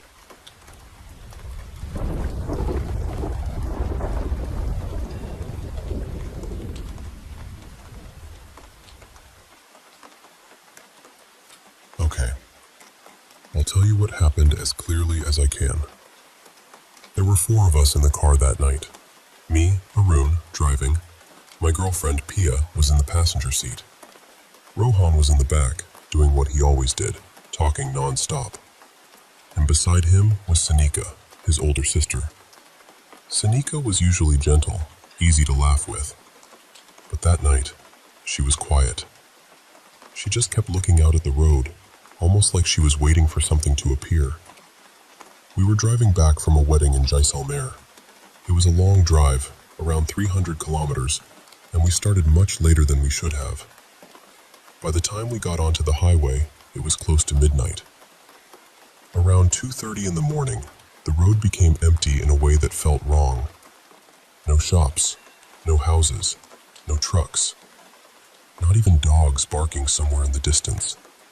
Just the headlights stretching forward and darkness pressing in from every side. Then, at 2:49 a.m., we reached a crossroads. I only saw it for a second. Something was lying in the middle of the junction. Small, dark, arranged too carefully to be random. Rohan saw it just before I did. He said, "Arun, wait." But I couldn't stop in time. The front tire went over it. The sound it made still bothers me. It wasn't loud. That was the worst part.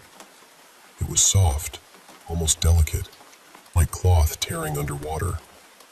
But somehow, I knew we had broken something we were never supposed to touch. Pia sucked in a breath beside me. I slowed down and asked, "What was that?" Before anyone could answer, Sanika said from the back seat, "Don't stop. Keep driving." There was no panic in her voice, no fear, just this flat, empty certainty. So I kept driving. For a while, nobody said anything. Later, Pia told me what she saw when she looked back through the rear window. There was a red circle painted on the road. In the center was a clay lamp, turned upside down, with smoke still rising from the wick. Around it was a black thread tied with knots, and there was a folded note lying beside it. She didn't tell us then. I think she was afraid that saying it out loud would make it real. The first strange thing was the GPS. It said the next town was 47 kilometers away. Then we passed a milestone that said the same thing. 47 kilometers. 7 or 8 minutes later, we passed it again. Same faded paint. Same crack through the number 4. I tried to explain it away. I told myself maybe there were 2 signs. Maybe I was tired. Then the radio came on. The radio wasn't even connected. I had pulled the cable out earlier because the signal kept cutting in and out, but a song started playing anyway. It was an old devotional song, sung by a woman with a cracked voice. It played for maybe half a minute, then stopped. Then it started again from the beginning. Sanika whispered, "I know that song." Rohan asked her how. She said, "They played it outside my grandmother's house after she died." After that, the car felt colder. At 3:06, we saw a dog on the left side of the road. It was dead, lying on its side with a wound across its back. We drove past it. A few minutes later, there it was again. Same dog, same wound, same position. I told Pia it had to be another dog. The third time we saw it, it was sitting upright, facing us. I don't like remembering what happened after that. There was a figure standing on the right side of the road. Tall. Too tall. It had its back to us and didn't move at all, even when we passed close enough that the air from the car should have shifted its clothes. I checked the mirror. There was nothing there. Then Pia grabbed my arm so hard her nails went into my skin. She was pointing at the back seat. I looked in the rearview mirror. Rohan was there. Sanika was there. And between them, there was something else. I don't know how to describe it without sounding insane. It had the shape of a person, kind of. A head, shoulders, a body. But the face was blank. Not covered, not hidden. Just smooth skin where the face should have been. Pia was the only one who could see it clearly. Rohan was still talking, and Sanika kept staring through the windshield like she already knew it was there. I looked back at the road and didn't check the mirror again. A little later, Rohan disappeared. He had been mid-sentence. He was telling some story from the wedding, something about his cousin dropping a tray of sweets. Then he just stopped. Not slowly, not like he got distracted. He stopped as if someone had cut the sound out of him. We somehow reached a red light, which makes no sense because there are no traffic lights on that stretch of highway. But I stopped, turned around, and Rohan's seat was empty. His snack packet was still there, placed neatly in the middle of the seat. I touched the seat. It was warm. The door had never opened. Pia had been staring at it the whole time after she saw that thing sitting between them. There were other things after that. The phones all showing different times. A car that looked exactly like mine appearing ahead of us, then rolling backward toward us with no driver inside. Pia trying to scream and no sound coming out. But the part I think about most is what Sanika did. She asked me to pull over. Her voice was soft then. Sad, almost. She told us that what we drove over at the crossroads was a kind of trap. Something left there during a ritual. She said it was meant to catch a soul. Maybe a particular one. Maybe anyone unlucky enough to cross the boundary. She said when we drove through it, we carried it with us. Then she said something that still makes my chest hurt. She said, "It was calling me from the beginning." Her phone had died the moment we crossed that place. She said she understood then, but she hoped she was wrong. She opened the door. I begged her not to. She looked at me and said, "Don't stop. Don't look back. Just drive until the road ends." Then she stepped out, and I drove. I hate saying that, but I drove. 12 minutes later, the road opened onto a main highway.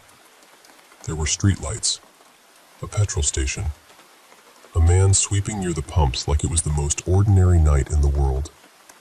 The time was 3:16 a.m. Sanika's seat was empty. Her phone was lying there, unlocked. The battery showed 100%. On the screen was a map I had never seen before. Not Google Maps, not any app I recognized. It showed one thin road, just one. And on that road, there was a blue dot, moving. At the petrol station, the man looked into our car for a long time. Then he asked, "Were there 3 of you, or 4? I told him 3. He didn't believe me. I could see that. He handed me the bottle of water I had asked for, but his eyes stayed on the back seat. Rohan is still missing. The police report says he was last seen at the wedding venue. There's no camera footage of our car on that highway. No record of the road we took. I've searched every map I can find. Satellite images, local surveys, everything. That road doesn't exist. But Sanika's phone still works. The battery has never dropped below 100%. And the blue dot is still moving.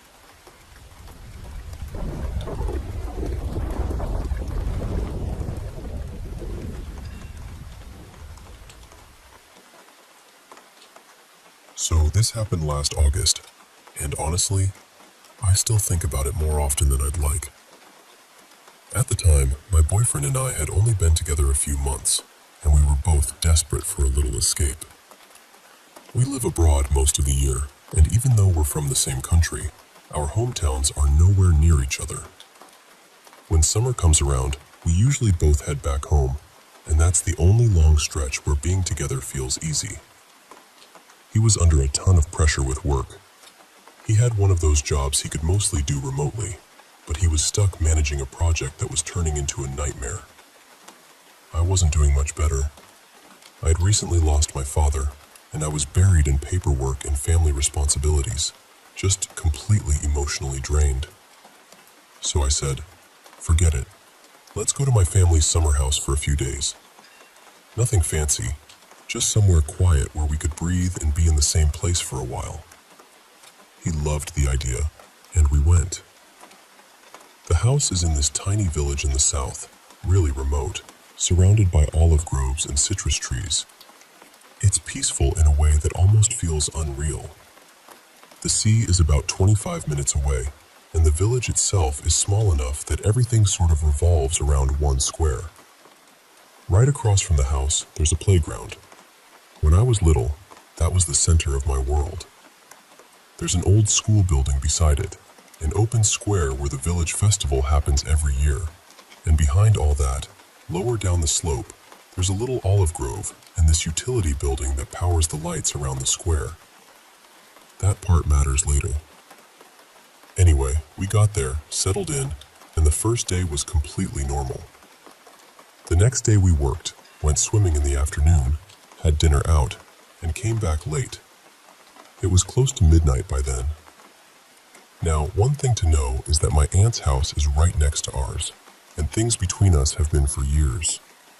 Because of that, we were being kind of discreet whenever we stepped outside. I just didn't want to deal with being seen or judged. So, in what felt like a harmless little nostalgic idea, I said, "Why don't we go sit on the swings for a bit?" It was late, no one was around, and I thought it might be nice to relive a little piece of childhood. At first, it actually was nice. Quiet, warm, completely still. We sat on the swings talking softly, just enjoying the emptiness of the place. I noticed my aunt's porch light was on, and I figured she might have spotted us, but I tried not to care. Then, after a while, we moved over to this little play structure with a slide. It was farther back, closer to the school building, and not as well lit. We weren't doing anything strange, by the way.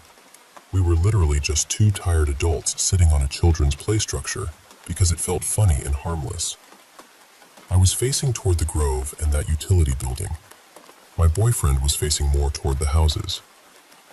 I remember glancing back and noticing my aunt's porch light had gone off. And for a second, I actually felt relieved. I thought, great, finally a little privacy. Then, maybe 10 seconds later, everything changed. I can't explain it in any logical way. There was no scream, no footsteps, no movement I could point to. But suddenly, every instinct in my body went rigid. It felt like fear dropped into me all at once. Not nerves, not unease, pure danger. The kind that makes your stomach turn cold. And the worst part was, my boyfriend felt it too.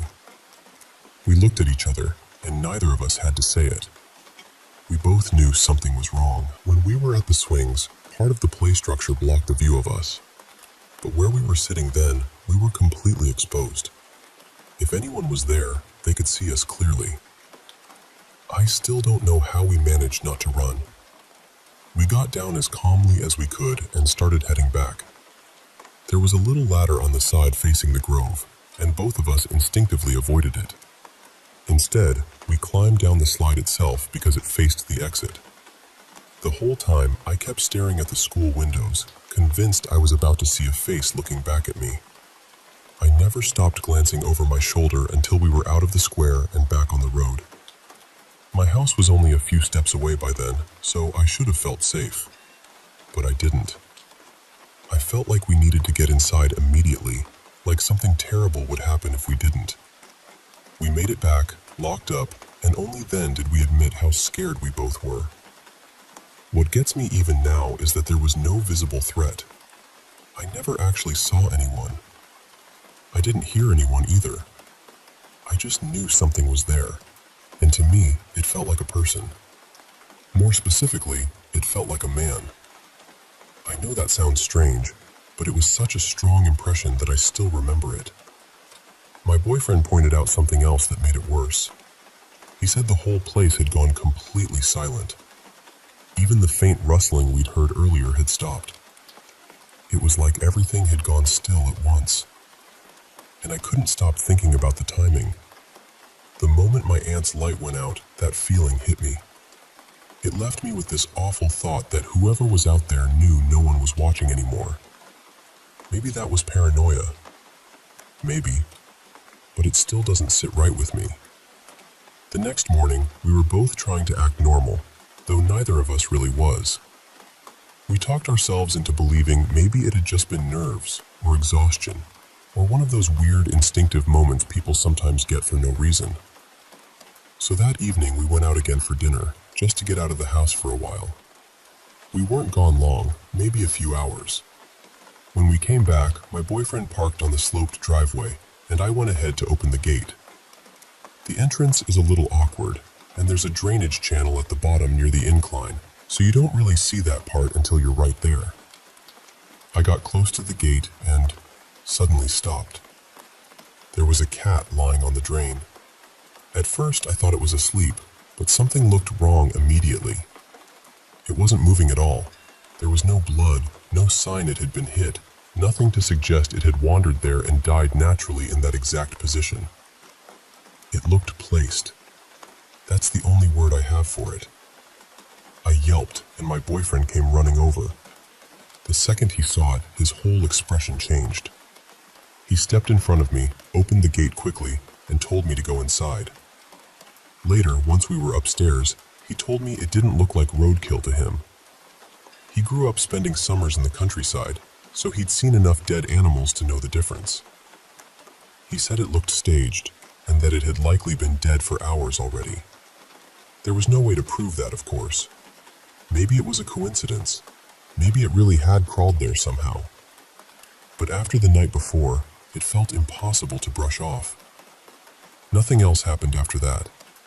We stayed the rest of the trip, and strangely enough, the remaining days were calm.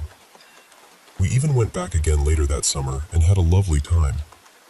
Since then, I've returned with my mother a few times, and nothing remotely similar has happened. Still, I've never looked at that playground the same way again. I always scan the square now. The school, the grove, that little building behind it. I've never felt that same terror since, but I haven't forgotten it either. I honestly don't know. What I do know is that both of us felt it at the exact same moment, and that is the part I can't explain away. So when I tell you it felt real, I mean it really did. And whatever was out there that night, I hope I never meet it again.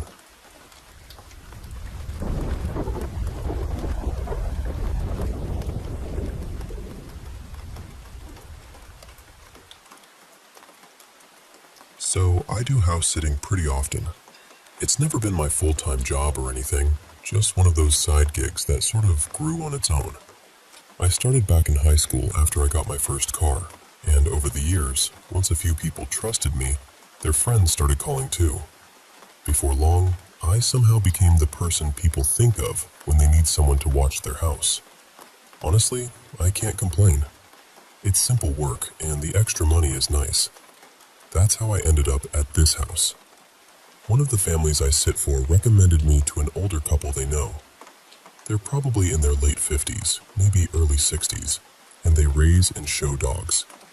Not casually either. I mean actual competition dogs that travel for shows, run courses, win ribbons, that whole world. Their place sits on a bigger piece of land because they train the dogs there. The backyard stretches out into this dry, open desert property with fenced-off areas, jumps, tunnels, weave pools, all of it. It feels quiet, but not isolated. There are other houses across the road and farther down, so it's not like I'm stranded in the middle of nowhere. This was only my 4th time staying there, and to be fair, the last couple of times, I hadn't stayed overnight every single night. Usually I'd come by after work, take care of everything, and then leave for my evening classes before heading back to my apartment. So I knew the house, but I still wasn't fully settled into it the way you get when you've spent a lot of nights somewhere. Up until this trip though, it had all been completely normal. Feed the dogs, bring in the mail, water a few plants, sleep, repeat. Easy. The couple have grown kids, but they live out of state now, so when the owners travel, they just have someone stay at the house. This time, they left 2 dogs with me. The older female was named Greta before, but let's call her Greta here, and the younger male was Otto, so I'll call him Owen. Greta is older, around 9, and she has this calm, gentle presence. She mostly naps, trails behind me from room to room, and acts like a retired queen. Sweet dog, but definitely protective of her space. Owen is younger and full of energy. He follows me everywhere.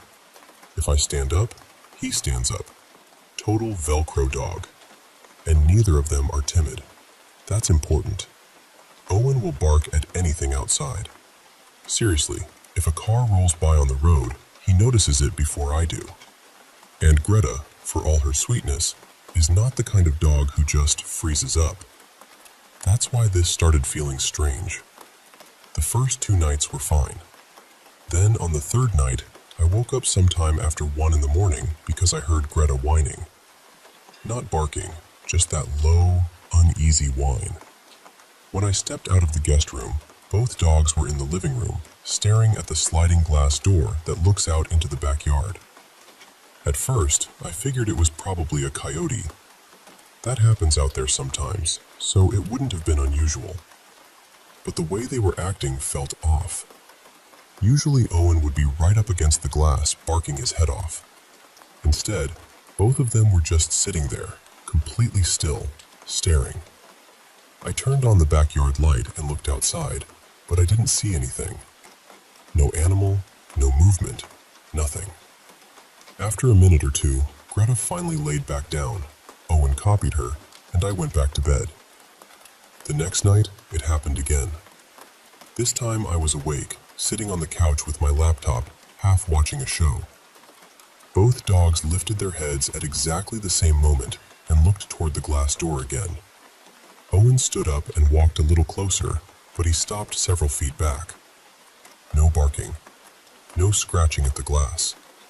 He just stood there, focused, like he was trying to make sense of something in the dark. After a couple of minutes, they both eased up again, like whatever had caught their attention was gone. Then last night was the one that really got under my skin. I woke up around 2 because Owen was pacing. Not frantically, just this, slow back and forth between the couch and the sliding door. Greta was sitting upright again, stiff and completely locked on the glass. When I came into the room, Owen moved over and stood next to me, but neither of them looked at me. They were still focused outside. I pulled the curtain back a little farther and tried to see into the yard, but past the reach of the outside light, it was just darkness. Nothing moving, no sound except for Greta's quiet whimpering. And then she did something that honestly made my stomach drop a little. She stood up very slowly and started backing away from the door without taking her eyes off it, like she didn't want to turn her back on whatever she thought was out there. I know that probably sounds dramatic, but in the moment, it felt deeply wrong. Animals have instincts we don't, and watching her move like that hit me in a way I can't fully explain. Eventually, Owen gave up and lay back down, so I told myself it had to be some animal passing through that I just couldn't see. This morning, I texted the owners and asked if animals come through the yard often, because the dogs kept reacting to something outside at night. The owner said coyotes pass through now and then, which I already knew, and she added that their dogs are very alert and might just be hearing something I can't. And honestly, that makes sense. It probably does explain it. But I'll be real with you, it still left me uneasy. Not because I immediately thought it was something paranormal. I didn't. It was more because I'm a woman alone in someone else's house, in the middle of the night, and both dogs were clearly focused on something outside that I couldn't see.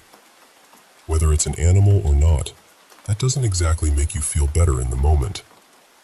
Greta and Owen weren't acting curious. They looked scared. And even when your logical brain says, it's probably nothing but wildlife, there's always that tiny part of you that goes, okay, but what if it isn't? I checked every door and window after that. Every lock, twice. Part of why I'm even second-guessing myself now is because my friends have been absolutely no help. A lot of them are into spiritual stuff, paranormal stories, all of that. Some of them swear they've dealt with spirits or mimics before. I don't really live in that world, and I've never had experiences like that myself. And honestly, if something truly paranormal were happening, I feel like I'd be noticing more than this. Weird sounds inside the house, objects moving, something unmistakable. But none of that is happening. It's only the dogs. Just the dogs reacting to something outside that I can't see. So I still think the most likely answer is that some animal is crossing through the yard at night, and the dogs are picking up on it before I can. That's the explanation that makes the most sense. Still, the part I can't shake is how both of them react at exactly the same time, every time. They both suddenly go still and look toward that door together. And it always seems to happen somewhere between 1 and 2 in the morning. And I know that probably means nothing. But when you're standing there in a dark house, watching two normally confident dogs stare into the black like they see something you can't, it's hard not to feel that little chill crawl up your spine.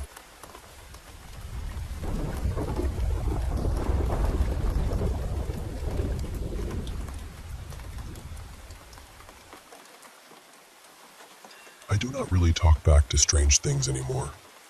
I used to, but not now. A while back, I was sleeping in a room my dad and I put together out in the garage. I live with my mother because I take care of her, and that little room opened into the laundry room, so once the door was shut, it always felt tucked away and separate from the rest of the house. At the time, my cat had just had kittens, and I had set up this covered crate for her in my room so she'd have somewhere quiet and dark. Later, once the kittens were old enough, I moved all of them out, but I left the crate there longer than I should have. I had a big bed, and I figured I'd deal with it later. The opening of that crate was turned toward me when I slept. That's when the strange stuff really started. Almost every night, when I would lie down and try to fall asleep, I would feel movement behind me on the bed. It felt like something small and careful, almost like an animal walking around, or sometimes like hands lightly feeling along the edge of the mattress. I still think it felt more like an animal than anything human. The second I turned to look, it would stop. After several nights of that, I got so unsettled that I started sleeping flat on my back with the light on, because for some reason it never happened if I was on my back. Eventually I got used to it enough that instead of whipping around every time, I started saying, "Please don't do that. I'm trying to sleep. At least wait until I'm already asleep." And usually, that worked. Then one night, I said it again, just like I always did. And from the darkness inside that crate, I heard a woman's voice say, very clearly, "Why?" I froze. My eyes locked right onto that dark opening, and I said, "Because I'm trying to sleep, and whatever this is, it's making me feel unsafe in a room where I'm supposed to feel safe." While I was saying that, I reached for the light switch without taking my eyes off the crate. Nothing answered me after that, but I got rid of the crate immediately, and for the next few nights, I kept the light on. Even after I moved into a different room, I still sometimes felt that same movement on the bed. Not often, but enough. I stopped speaking to it. Now if it happens, I just lie on my back and wait for it to stop. The other thing that happened was even harder to explain. One night, I had been awake for maybe half an hour, just lying in bed and listening to my mom moving around in the kitchen. My room opened into the laundry room, and from there you could get to the kitchen. So I was listening to make sure she was okay and didn't need help. Then my door opened. A woman stood there in the doorway. She looked maybe mid-20s, maybe a little older. I'm terrible at guessing age. But I know she wasn't anyone I recognized. No other women lived in that house besides my mother. She just stood there staring at me. And when I looked directly at her, when our eyes met, her whole expression changed. She smiled. Her eyes lit up like she was excited, like she was genuinely happy that I could see her. Then she jumped at me. She launched herself straight onto the bed. I felt the impact. I felt the weight hit the mattress, and then she was gone. I had been fully awake for at least 30 minutes, probably longer. I was not dreaming. Believe me, I tried to tell myself that's all it was. I wanted it to be that simple. But it's harder to explain it away when you've already felt things walking across your bed, or shaking it hard enough to wake you fully, or leaving impressions in the mattress, like something with feet had been standing there. What has stayed with me most is that smile. It didn't feel angry. It didn't feel threatening at first. It felt more like she was thrilled that I noticed her. Like she had been there longer than I realized, waiting for me to finally look back.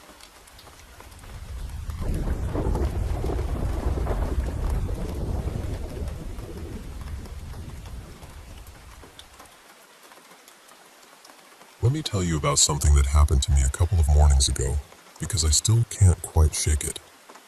I had to be at work absurdly early, around 5:15, and since my car's been hanging on by a thread lately, I left the house at about 4:20 and walked. The route I take cuts between a housing estate and the edge of the woods, then climbs along the main road for about a mile. It's a steep walk too, no real flat stretch to speak of, and that morning it was freezing, somewhere around -2, so I gave myself extra time even though I can usually make it in under an hour. Right from the start, I felt uneasy. That road isn't exactly pleasant even in daylight, and that morning the fog was so thick I could barely see a few yards ahead of me.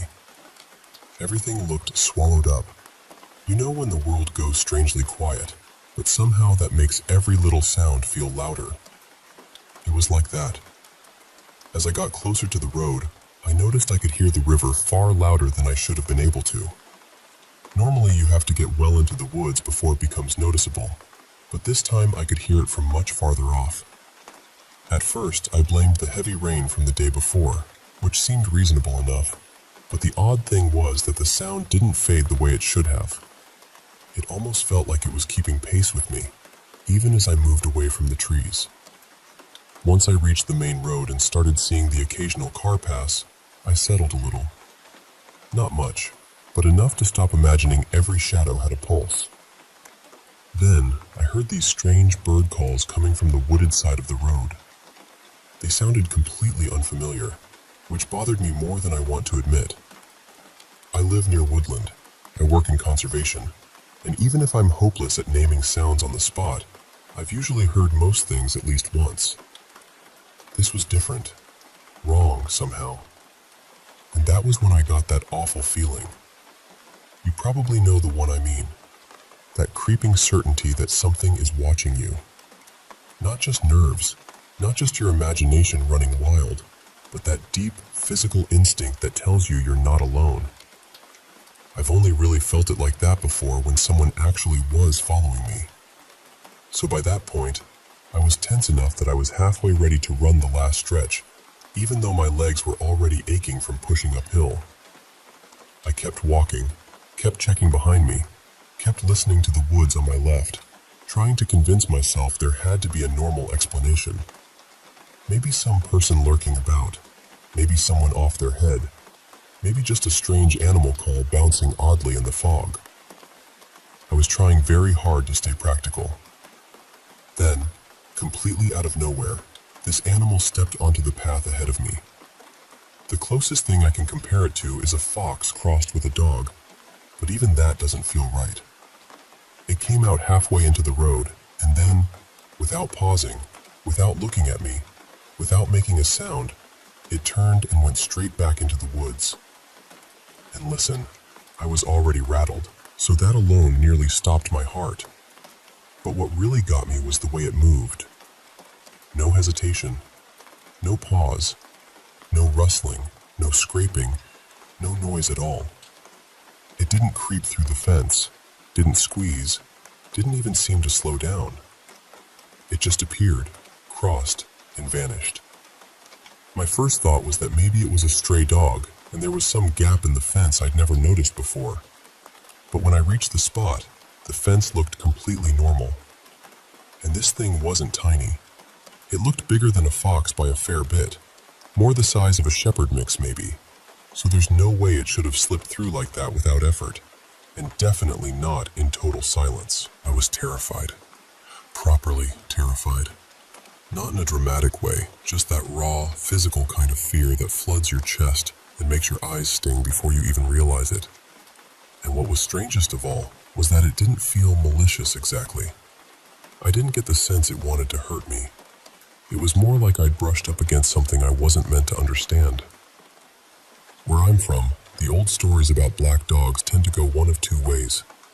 Either they're a terrible omen, or they're there to guide you, to keep worse things away, to make sure you stay on the road and get where you're meant to go. Since nothing bad happened to me, I've been choosing to believe it was the second kind. My late gran, Maeve, was deeply spiritual, and my sister's much the same. She's always pressing little bits of iron and silver into my hand, telling me to keep them on me just in case. I usually laugh it off, but after that morning, I'm a lot less quick to dismiss things. I've had other strange experiences around the edge of town before, ones that were arguably stranger than this, but I've never felt fear like that just from walking alone. Never. And I can tell you this much, supernatural or not, I understand now why so many people fork out for a taxi before dawn rather than walk that road in the dark. I made it to work safely, and when I checked the time, I'd done a walk that normally takes me close to 50 minutes in a little over half an hour. My legs ached the whole day after, and they were still sore the next morning. So yes, I got there. I was fine. But I still can't explain what I saw, and somehow, that's the part that stays with me most.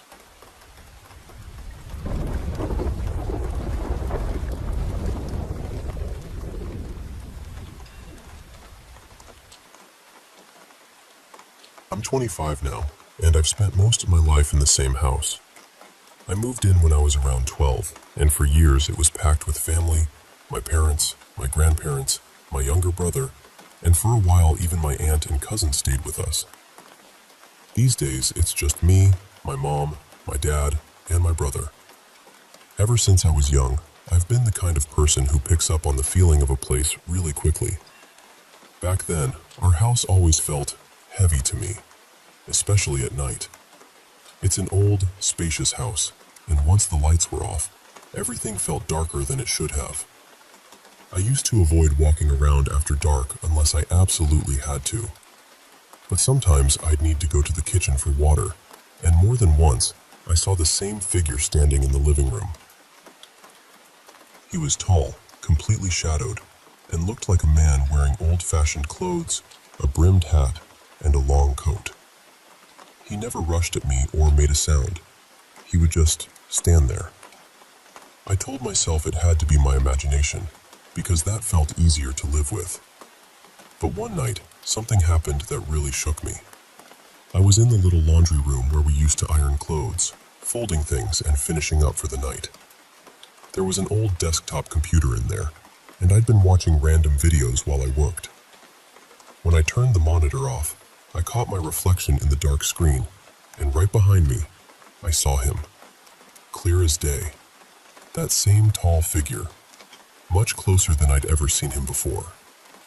I remember my whole body going cold. After that, I stopped going into that room by myself unless I really had to. There was another time when I woke up frozen in bed and saw someone standing near my feet. I don't remember every detail now, just the fear.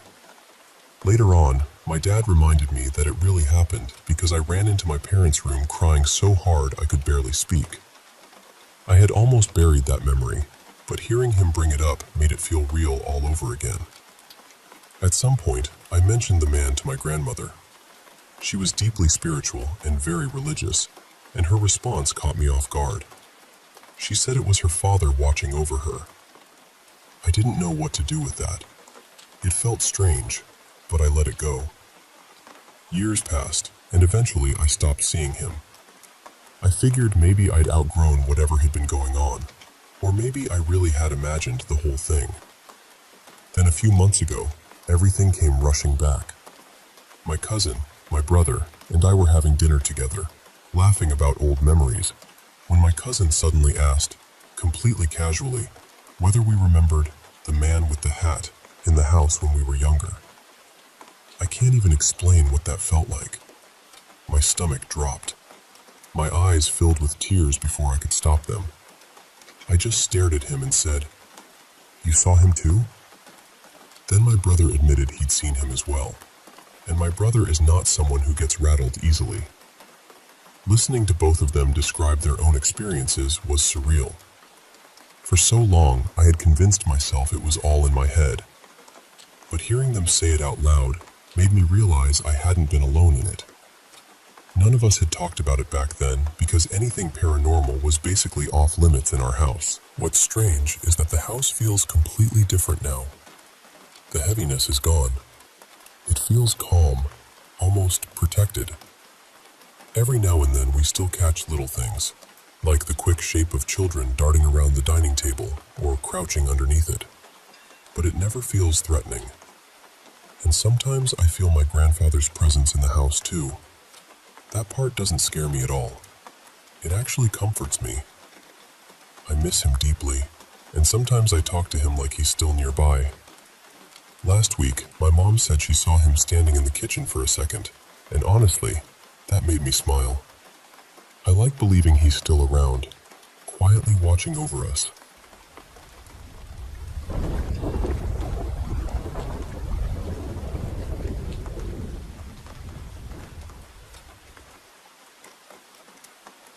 I need to tell you about something that's been happening at my house, because honestly, I still can't make sense of it. My family has never really been the type to jump straight to ghosts or anything paranormal. We do believe there's something after this life, sure, but we're the kind of people who usually explain things away. A door shuts on its own? Draft. Strange noise in the hallway? Old house. That's always been us. But over the past several days, something's been going on that none of us can explain, and it started to really get under my skin. It began one evening about a week ago. It was just me and my mom at home, sitting in the lounge with our German shepherd, Kira. The cat was out in the hallway. Everything felt normal, quiet, nothing unusual at all. Then suddenly, we heard it. 3 loud knocks on the front door. Sharp, deliberate, the kind that makes you stop mid-thought. My mom and I just looked at each other. What made it so strange was that we have this big, heavy metal gate at the top of the driveway, and it makes a racket whenever anyone comes onto the property. You can always hear it. But that time, we hadn't heard a thing. We both got up to check, and right away I noticed Kira was acting completely wrong. She was right behind us, but her ears were pinned back and her tail was tucked between her legs. That's just not like her. Even when unexpected visitors show up, she's usually excited and bouncing around, desperate to say hello. And then the cat bolted, just tore upstairs like something had terrified her. Later, I found her hiding under my mom's bed, shaking. When we opened the door, there was nobody there. Not a single person. No movement, no sign anyone had been nearby. The gate was still shut. The porch was empty. We even walked the whole property because it's fully fenced, and there was nowhere someone could have gone that quickly without us seeing them. Our nearest neighbor is elderly and moves slowly, so it couldn't have been him. And honestly, I don't see how anyone could have knocked and disappeared in that amount of time. That was the first moment where my mom and I both felt properly unsettled, because we had both heard it, clear as day. So it wasn't one of us imagining things.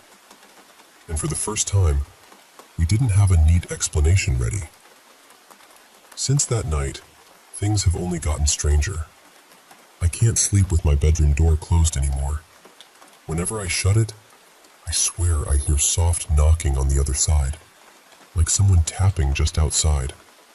But when I leave the door open, it stops completely. Both the cat and the dog have kept acting oddly too.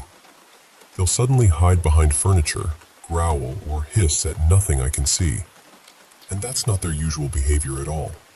They're normally calm, affectionate, and ridiculously friendly. Then there's the voices. My whole family has started hearing one another calling out when the person isn't even there.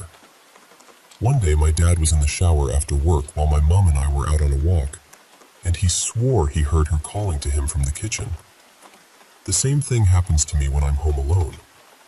I'll hear my mom or dad call my name so clearly that I answer back without even thinking.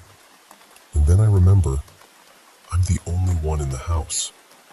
Tonight was what pushed me to finally talk about it. I'd just come home from work, still standing by the front door with my keys in my hand, when it happened again. 3 loud knocks. So hard the keys actually rattled in the lock. And I just froze. I don't know if I'm letting all of this get into my head. Maybe I'm more anxious than I realize. Maybe there's some explanation we still haven't found. I want there to be one. I really do.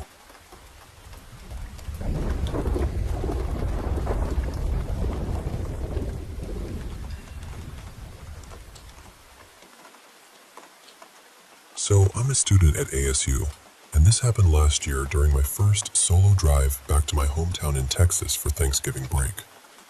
I was still pretty new to long-distance driving, and without realizing it, I ended up taking US 70 instead of I-10.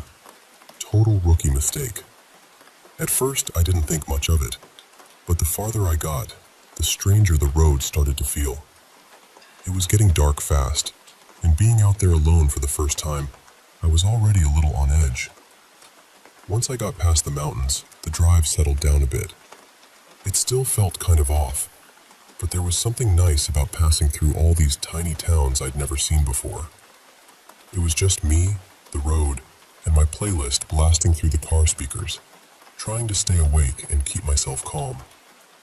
Then, right as I was leaving the Safford area, I came over a hill and had to stop almost immediately.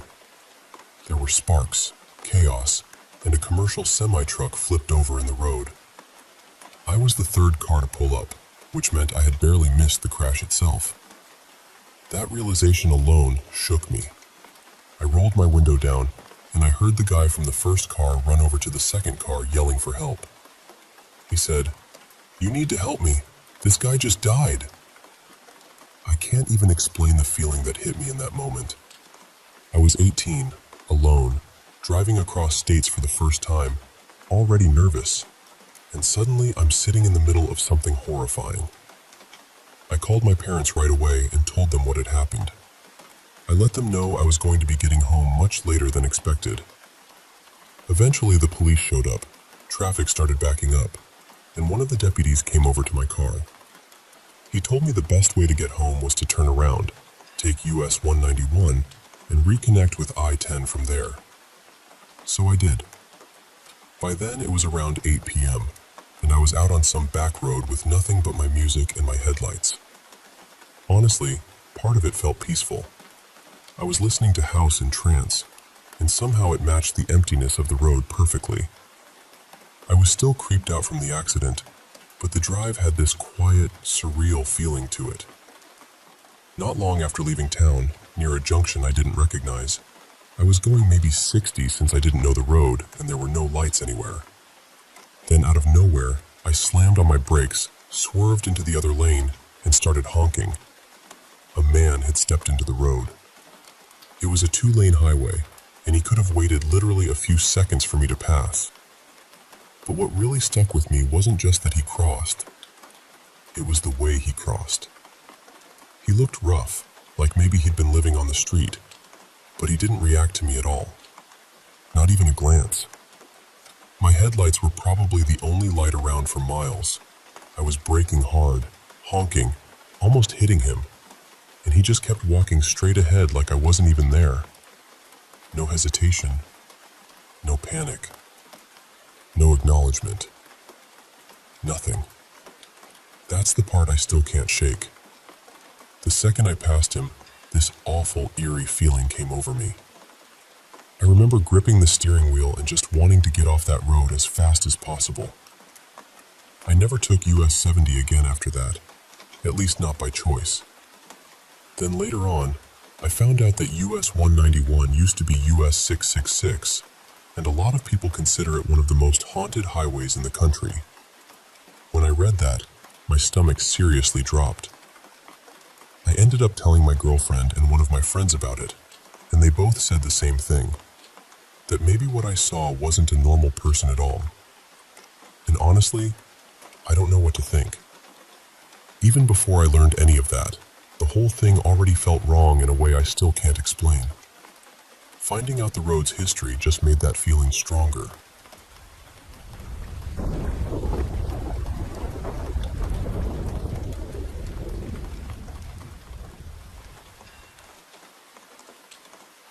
I've lived in West Virginia my whole life, and when I was about 11, my family moved into a different house right before I started middle school. Everything felt new then. New school, new neighborhood, new routine. But I ended up making a close group of friends I still know today. Back then, we were all fascinated by the same kinds of things. Ghost stories, haunted places, anything paranormal.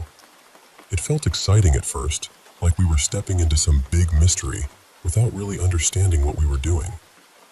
One of my friends, Kayla, lived just a short drive away, and one weekend she brought over an Ouija board. The second it came out, all of us were curious. We gathered around it like it was some kind of dare, half laughing, half nervous. I still remember how we kept glancing at each other, trying to figure out if one of us was secretly moving the planchette. We even started lifting our fingers off it one at a time to test it.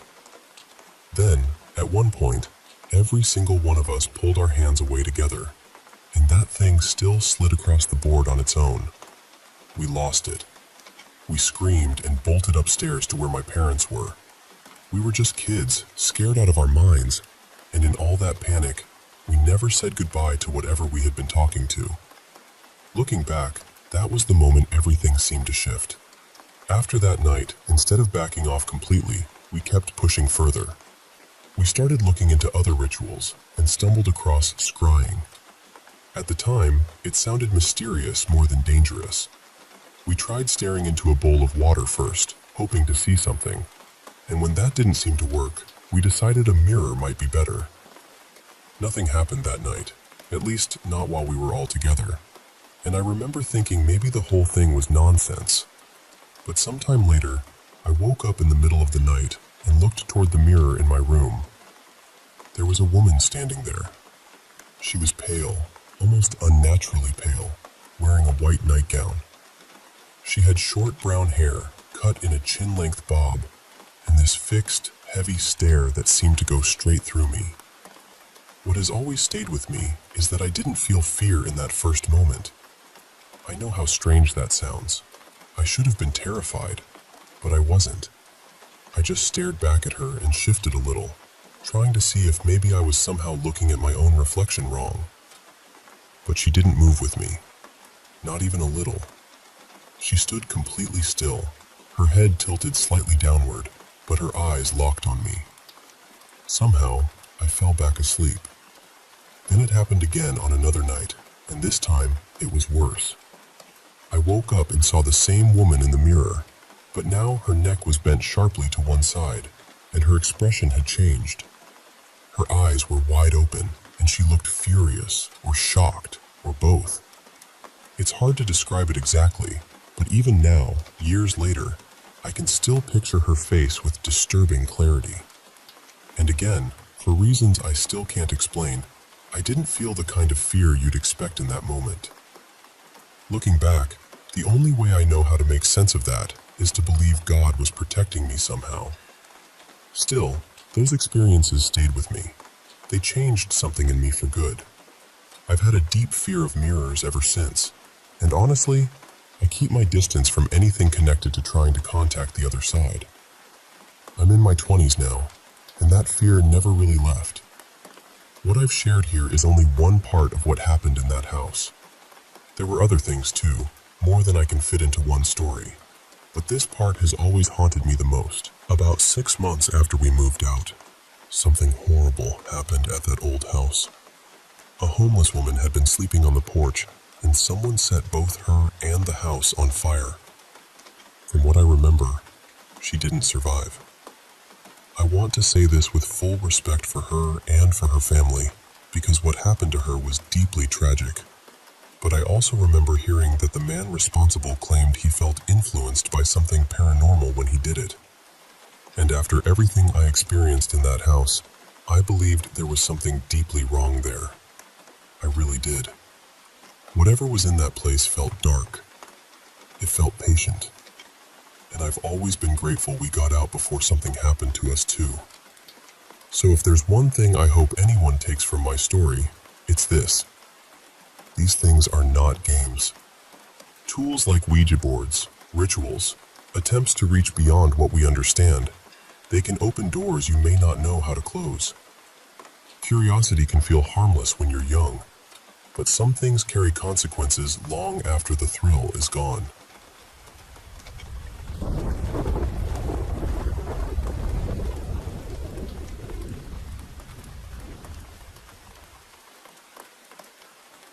I'm a wildlife biology grad student, and until late August of 2023, I never really gave the supernatural much room in my mind.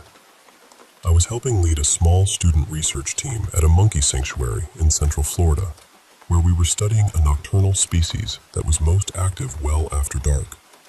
So our work usually began close to midnight, when the whole place felt like it belonged more to the animals than to us. The sanctuary sat way out on the edge of town, surrounded by acres of dense hardwood forest. There was just one main building where everyone kept supplies, took breaks, and handled veterinary work. Beyond that, it was all trees, trails, and enclosures tucked beneath the canopy. That night started out completely normal. I had our schedule set, our materials ready, and we were moving through the trials like we always did. For this part of the study, we were showing the monkeys printed photos and recording how they responded. Usually they were curious. They'd creep a little closer, settle onto a branch, stare at the image, and make these soft little chirps and calls to each other. But during the second round, something felt off almost immediately. The monkeys in that enclosure weren't behaving the way they normally did. Instead of coming near us, they stayed close to their nesting boxes, tense and still, like they didn't want to be seen. I was sitting there with another researcher, Elise, both of us in folding chairs with red filter flashlights, trying to stay focused on our notes, when I heard it. At first, it was faint. So faint I honestly wondered if I was imagining it. But then, it grew clearer. It was music. Just one instrument, a flute, no singing, no rhythm behind it. Only this thin, drifting melody moving through the trees. I turned slightly, trying to place where it was coming from, but behind us was nothing except darkness and the outline of the woods. Then Elise touched my arm. I looked at her, and her face had gone pale. I asked, "You hear that too?" She nodded, real slow. I checked my watch, and we only had a few minutes left in the trial. I remember thinking, just finish the timer, just stay calm. But the music kept getting louder, and that was the part I couldn't explain away. There was a road nearby, sure, but not close enough for it to sound like that. And if it had been coming from a passing car, it should have faded. Instead, it felt like it was drawing nearer, like someone was standing somewhere inside that fenced property, somewhere in the woods with us. And then I got this terrible feeling. You know that feeling when your whole body suddenly knows something before your mind catches up? It felt like there was something behind me, watching us from the trees. I didn't want to turn around. I couldn't. I just kept staring ahead, already knowing exactly which patch of darkness it was, near that bent old tree between two enclosures where we always caught our feet on the roots.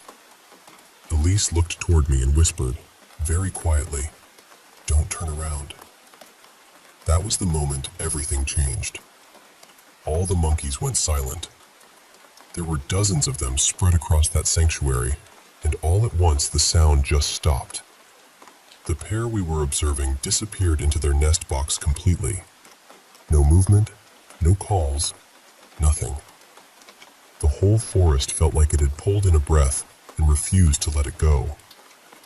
I remember feeling so scared I almost started crying, and at the same time I was trying to reason with myself, trying to force a normal explanation over something that didn't feel normal at all. But deep down, I was certain we were not safe out there. We didn't say a word, and we didn't look back.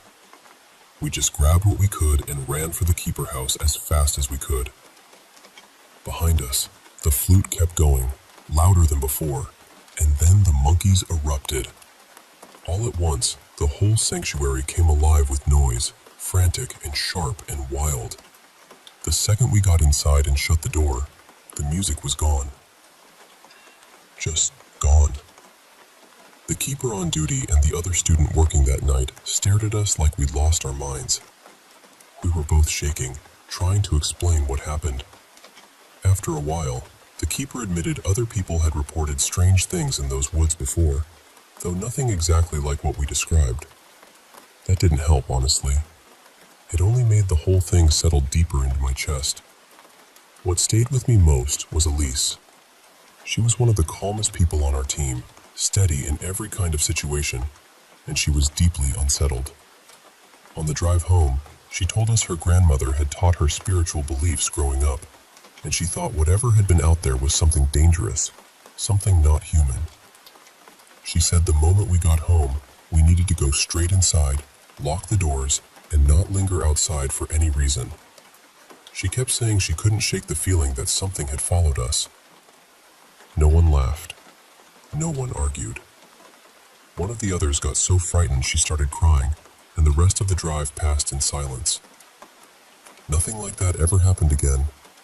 We went back to work, finished the study, and life moved on the way life always does. But that night has never really left me. I still think about the music, the silence of the monkeys, and that awful certainty that something was standing just out of sight, waiting for us to look. I still don't know what it was. Maybe it was only music from far away and fear filling in the blanks. Maybe it was some strange trick of the woods at night. Or maybe it was something I still don't have the language to explain. I just know that whatever happened out there felt real, and even now, remembering it gives me the same chill.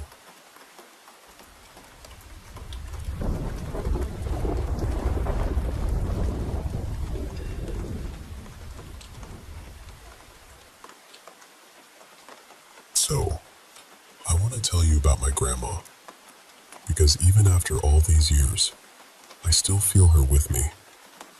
She passed away from cancer in 2016 when I was 15. We were incredibly close. It always felt like it was mostly just the two of us against the world, especially because a lot of my dad's side of the family were cruel in ways that are hard to explain unless you've lived it. When she got sick, the people who should have protected her failed her, My grandfather walked away when things got hard, and my biological father never even gave her the dignity of a real funeral.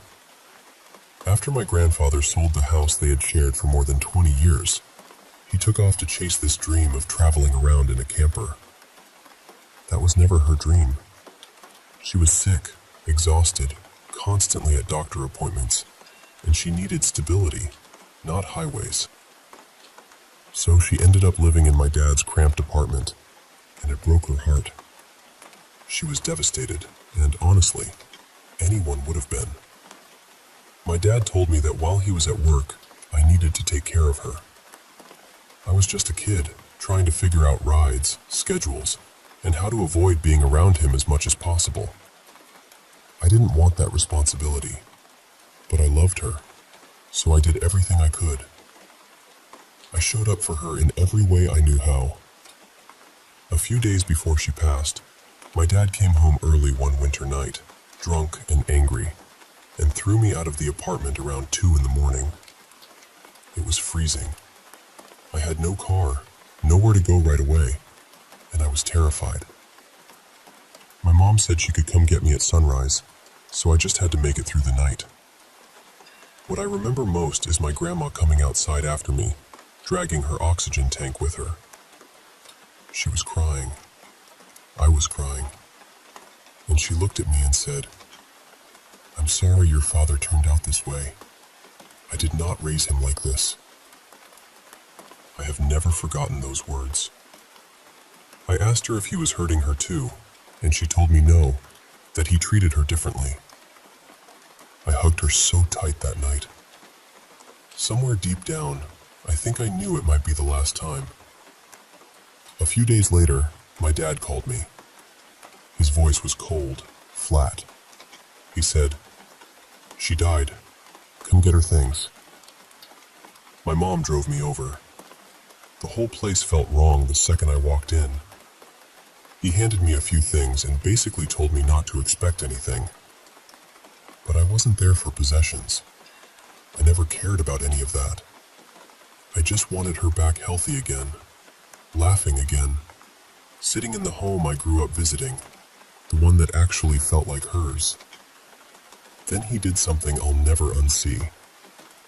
He shoved his phone in my face and showed me a photo of her after she died, lying on the floor. It was brutal. I didn't need that image in my mind, but it's still there. The one detail that stuck with me was the morning light coming through the room, falling across her in that darkness. I can still see it. I grabbed the little things that were hers and headed for the door, barely holding myself together. As I was leaving, he said there would be no funeral, no service, nothing. He said her ashes would be scattered in Lake Huron. I remember feeling grief first, then anger right behind it. But stronger than both was this overwhelming feeling that I needed to leave right then and never come back. And I didn't. That same day, I went to pick up my younger sister from the bus stop. I had just gotten my license not long before, and I remember being happy to see her because she was this bright little piece of normal life after so much darkness. She got in the car, and I realized I'd left my phone back at home on the charger. I remember thinking, great, but we were only a few blocks away, so it didn't really matter. Then, the car started ringing. I answered without even thinking, and I heard this voice, warm and cheerful, say, "Hi, honey, how are you?" It was so familiar, so comforting. I said, "Who is this?" And there was static for a second. Then I froze, because I remembered my phone was not in the car. It was at home. My little sister looked at me and asked who it was, and I just stared at her. Then the voice said, "I love you. I'm all right, sweetheart. I'm always with you." And then the call ended. I knew. I knew exactly who it was. I rushed home and told my mom everything. She looked at me like she already understood and said, "That was your sign. She wanted you to know she's okay." Later that night, I was lying in bed, half drifting off, and I felt this presence near me. Not frightening, just heavy, almost sacred. Then my phone rang again. Unknown number. I answered, and all I heard was static. But somehow, I didn't need words. I believed that was her too. Like one more touch on the shoulder before she let go. A few weeks after that, my grandfather showed up at our door unexpectedly. I hadn't seen him since he left her. He looked awful, like he hadn't slept in days. I let him in, but I didn't say much. He told me he'd been having nightmares. He said he kept waking up to strange phone calls where no one spoke. And I just listened because in my heart, I already felt what it meant.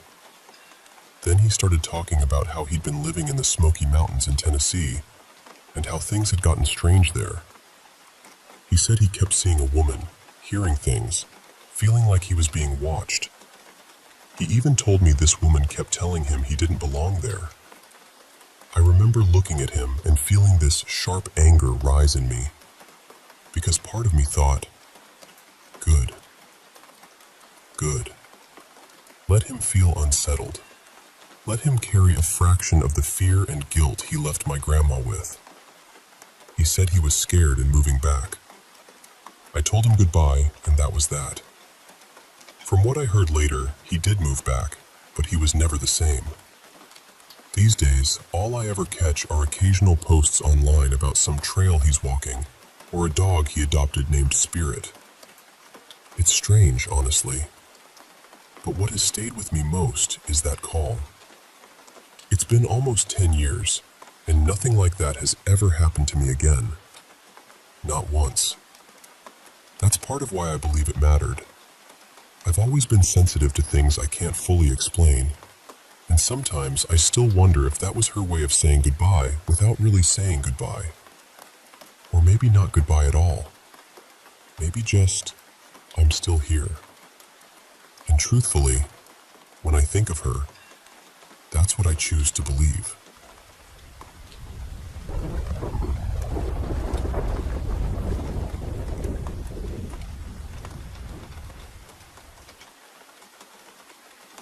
I need to tell you about my brother, Mateo. He was still just a teenager when my parents decided to send him to Mexico to get him away from the gangs. Things had gotten bad enough that they felt it was the only way to protect him. I went almost a full year without seeing him, and when I finally did, we stayed up late talking, trying to make up for all that lost time. That night, while we were catching up, he shared the most terrifying story I had ever heard. He told me that back then, he used to come home drunk pretty often, but one night was different. He said he barely even remembered how he got home. The last thing he clearly remembered was falling backward onto his bed, completely out of it. A moment later, he thought he heard his bedroom door open, and then shut again. When he lifted his head to see if someone had come in, the whole room felt like it was spinning. At first, he blamed the alcohol. He figured he should get up and lock the door, just in case. But when he tried to move, he realized something was very wrong. His bed was no longer touching the floor. He said it was hovering. Then, out of the corner of his eye, he saw something standing in the room. When he turned to look at it, he told me he saw what he could only describe as the devil himself. He said it was enormous, so big he couldn't understand how something that size could even fit inside the room. Its skin looked like it was burning red, and its horns were thick and twisted, like old tree branches. He said it looked furious, just absolutely full of rage. Mateo told me he didn't even realize he'd been screaming until our grandmother rushed into the room. Now, my grandmother was tiny. She was maybe 4'9" on a good day. But he said when she walked in and spoke, her voice filled that room with a power that felt just as huge as the thing standing there. She shouted at it, told it that it was not welcome in her home, and ordered it to leave. And just like that, it vanished. He said he was still in shock when the bed suddenly dropped back to the ground. He tried to jump off, but our grandmother told him to stay exactly where he was, and he listened. He lay there stiff as a board while she started praying the rosary over him. He told me he had never slept as deeply as he did that night, and he had never slept like that again afterward. But that wasn't the only time. He said there was another encounter, and somehow it was even worse. One night, he woke up to the feeling of someone pulling him by his feet. When he looked down, he said he saw that same dark figure dragging him off the bed. Right near his bedroom door, he had a holy cross hanging on the wall. He managed to reach out and grab it just before whatever had hold of him could pull him any farther. The second he held it up, the figure disappeared. When it was over, he realized he was no longer in bed. He had been dragged all the way to just outside his bedroom. I told him right away that there was no way, that he had to be making that one up. The first story was terrifying enough, but at least our grandmother had witnessed it too. This second one felt impossible. Then he told me to go talk to one of his friends. This friend had been around our family for years. After his mother passed away, we more or less took him in, so I trusted him. When I asked him about that night, he got very serious. He told me he had seen it too. He told me the worst part wasn't just the fear, it was the helplessness.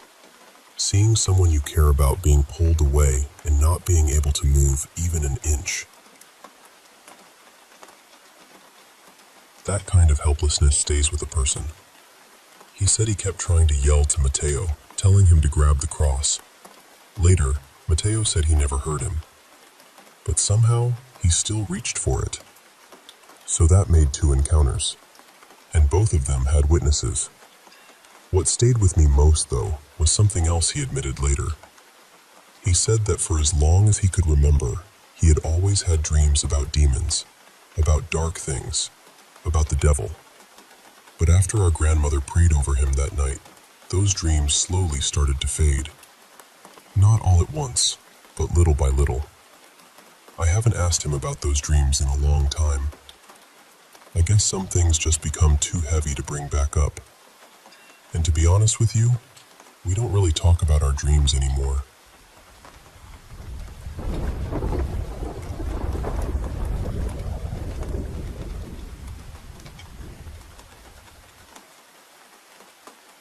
You know, back around 2010, my sister moved to a different town for work, and during the week she was gone until really late at night.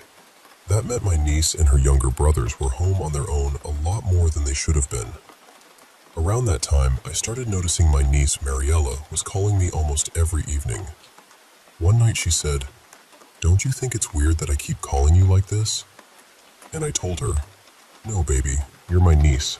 You could disappear for 5 years and call me out of nowhere, and I'd still pick up." I could practically hear her rolling her eyes through the phone. Said she loved me. At first, I'll be honest, sometimes I just let her talk while I half listened.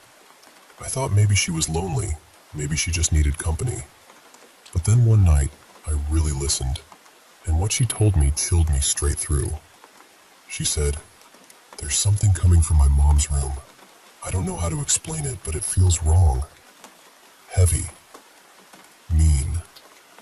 She told me that every time she got near that room, the air felt thicker, like it pressed against her chest. She said it was so bad she stopped sleeping in her own room because it was directly above her mother's. She said whenever she stepped inside that room, it felt like she couldn't breathe, like the whole space was packed with rage. Then she said something I never forgot. She said, "It feels like somebody died in there hating everything." I asked her if her mother felt any of that, but she told me her mom was barely home long enough to notice anything. Now, I should tell you, Mariella had always been the kind of child who noticed things other people didn't. Ever since she was little, she'd draw strange things she said she saw. I remember one time she kept sketching this dark shape in the corner of every page. At first it was small, then in each drawing it got bigger and bigger. I finally asked her, "What is that supposed to be? The moon? A shadow?" And she said, "No, it's the thing I see in my room at night." I asked if it scared her. She said, "Not really." And that broke my heart more than if she'd said yes. She'd already been through so much by then. Her mother was emotionally gone. Her father had drifted out of her life, and I think she had learned to live beside things that would have terrified somebody else. Some kids cry. Some kids act out. Mariella just kept seeing things and carrying on.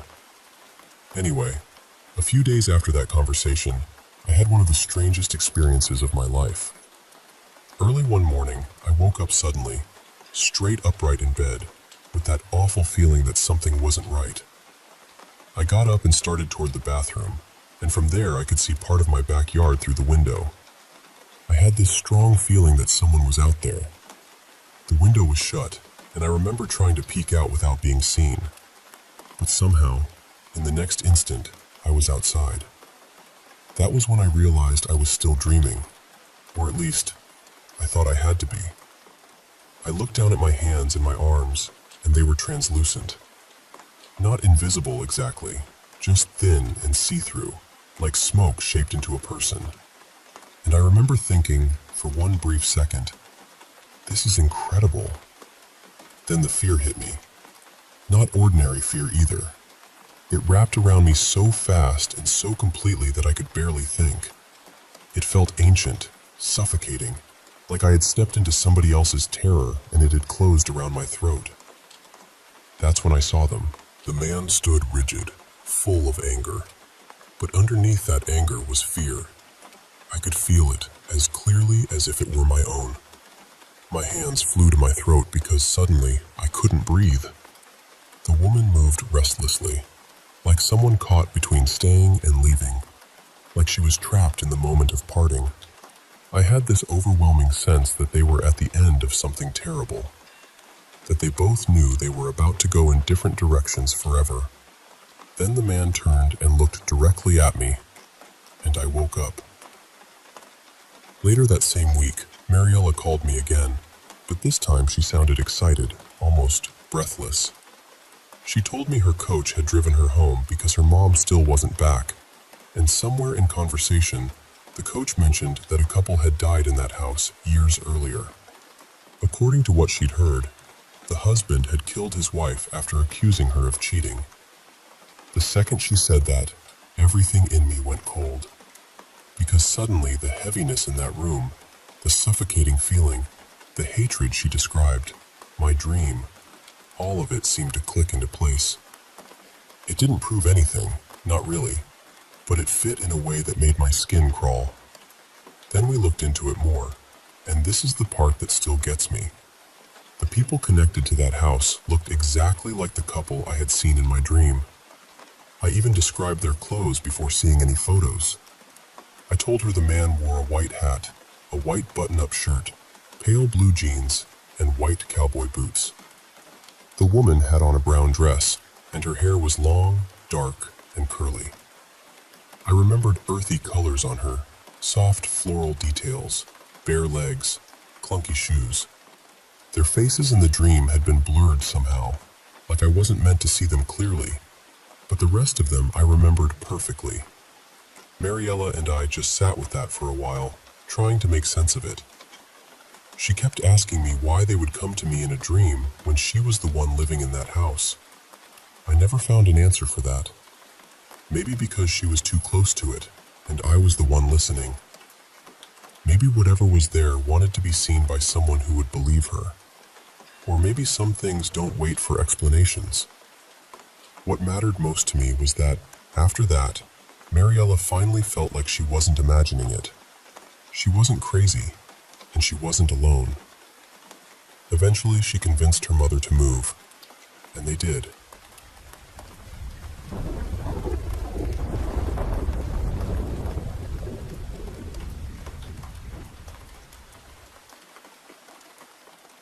You know, back then I was playing in a rock band based out of Uvalde, Texas, and every weekend I'd make the drive in from San Antonio. It was close to 2 hours each way, so by the time I got there, usually around 4 in the afternoon, I was already settling in for a long night. We'd rehearse for hours, sometimes until 2 or even 3 in the morning. Then there'd be the usual band night stuff, grabbing food, knocking back a few beers, talking too much, laughing too loud. After that, I'd pack up my gear and head home alone. There was one night I still can't shake. I left Uvalde around 2:30 in the morning, same as always. I usually took the quieter roads out of town before getting onto Highway 90 East. Less traffic, less hassle, just me and the dark road ahead. It felt easier that way. I hadn't even made it to the main road yet when I saw her. She was a young woman walking alone in the dark, wearing this striking crimson dress. She turned, saw my headlights, and started waving me down like she really needed help. So I pulled over. She came up smiling, almost oddly cheerful for someone standing alone in the middle of the night, and asked if I could give her a ride. She said she was late to a party and was hoping I could help her get there. I didn't think too hard about it. I just saw somebody out there by herself and figured I should help. She got into the back seat, and I remember, half joking, half serious, asking, "You're not setting me up, are you?" She laughed right away and said, "No, of course not." We started talking like it was the most normal thing in the world. At one point I even asked, "What are you, a ghost or something?" And she laughed again and said, "No, I'm a vampire." I laughed too, but mostly I was just focused on dropping her off and starting that long drive back home. The strange part started when I came up on the turn I normally took to get to Highway 90. I was about to turn right, and she told me to go left. That felt wrong immediately. Still, I listened, and within minutes, everything changed. The houses disappeared. The streetlights disappeared. It got empty fast, like the world had just folded shut around us. I kept checking with her, asking, "Are you sure this is the way?" And every time she'd just giggle and say something like, "Yeah, don't worry, you're fine. The party's big. You should come hang out." Then she told me to turn again and said it was just past the train tracks, that she'd get out there. So I did. We came to this pitch-black crossroads in the middle of nowhere. No music, no lights, no cars, no sign of any party at all. She opened the door, stepped out, leaned down by my window, and told me again I should come join them. Then she walked off into the dark. I turned the car around so my headlights would face the direction she'd gone. And she was gone. Just gone. There was nobody there. I sat there staring, trying to make sense of it. Then I locked my doors, reached into the glove compartment, and pulled out my pistol because suddenly my whole body was telling me something was deeply wrong. I scanned the area with my headlights, then drove a quick circle with my high beams on. Nothing. No footsteps. No movement. No house. No party. No woman in a red dress. Just silence. I hit the gas and got out of there fast. Didn't look back. I picked her up near a side street just outside town, and the road she had me take led way out into open country. Later on, I tried looking into whether there had ever been an accident or a death in that area matching her description, but I never found anything, and then she vanished.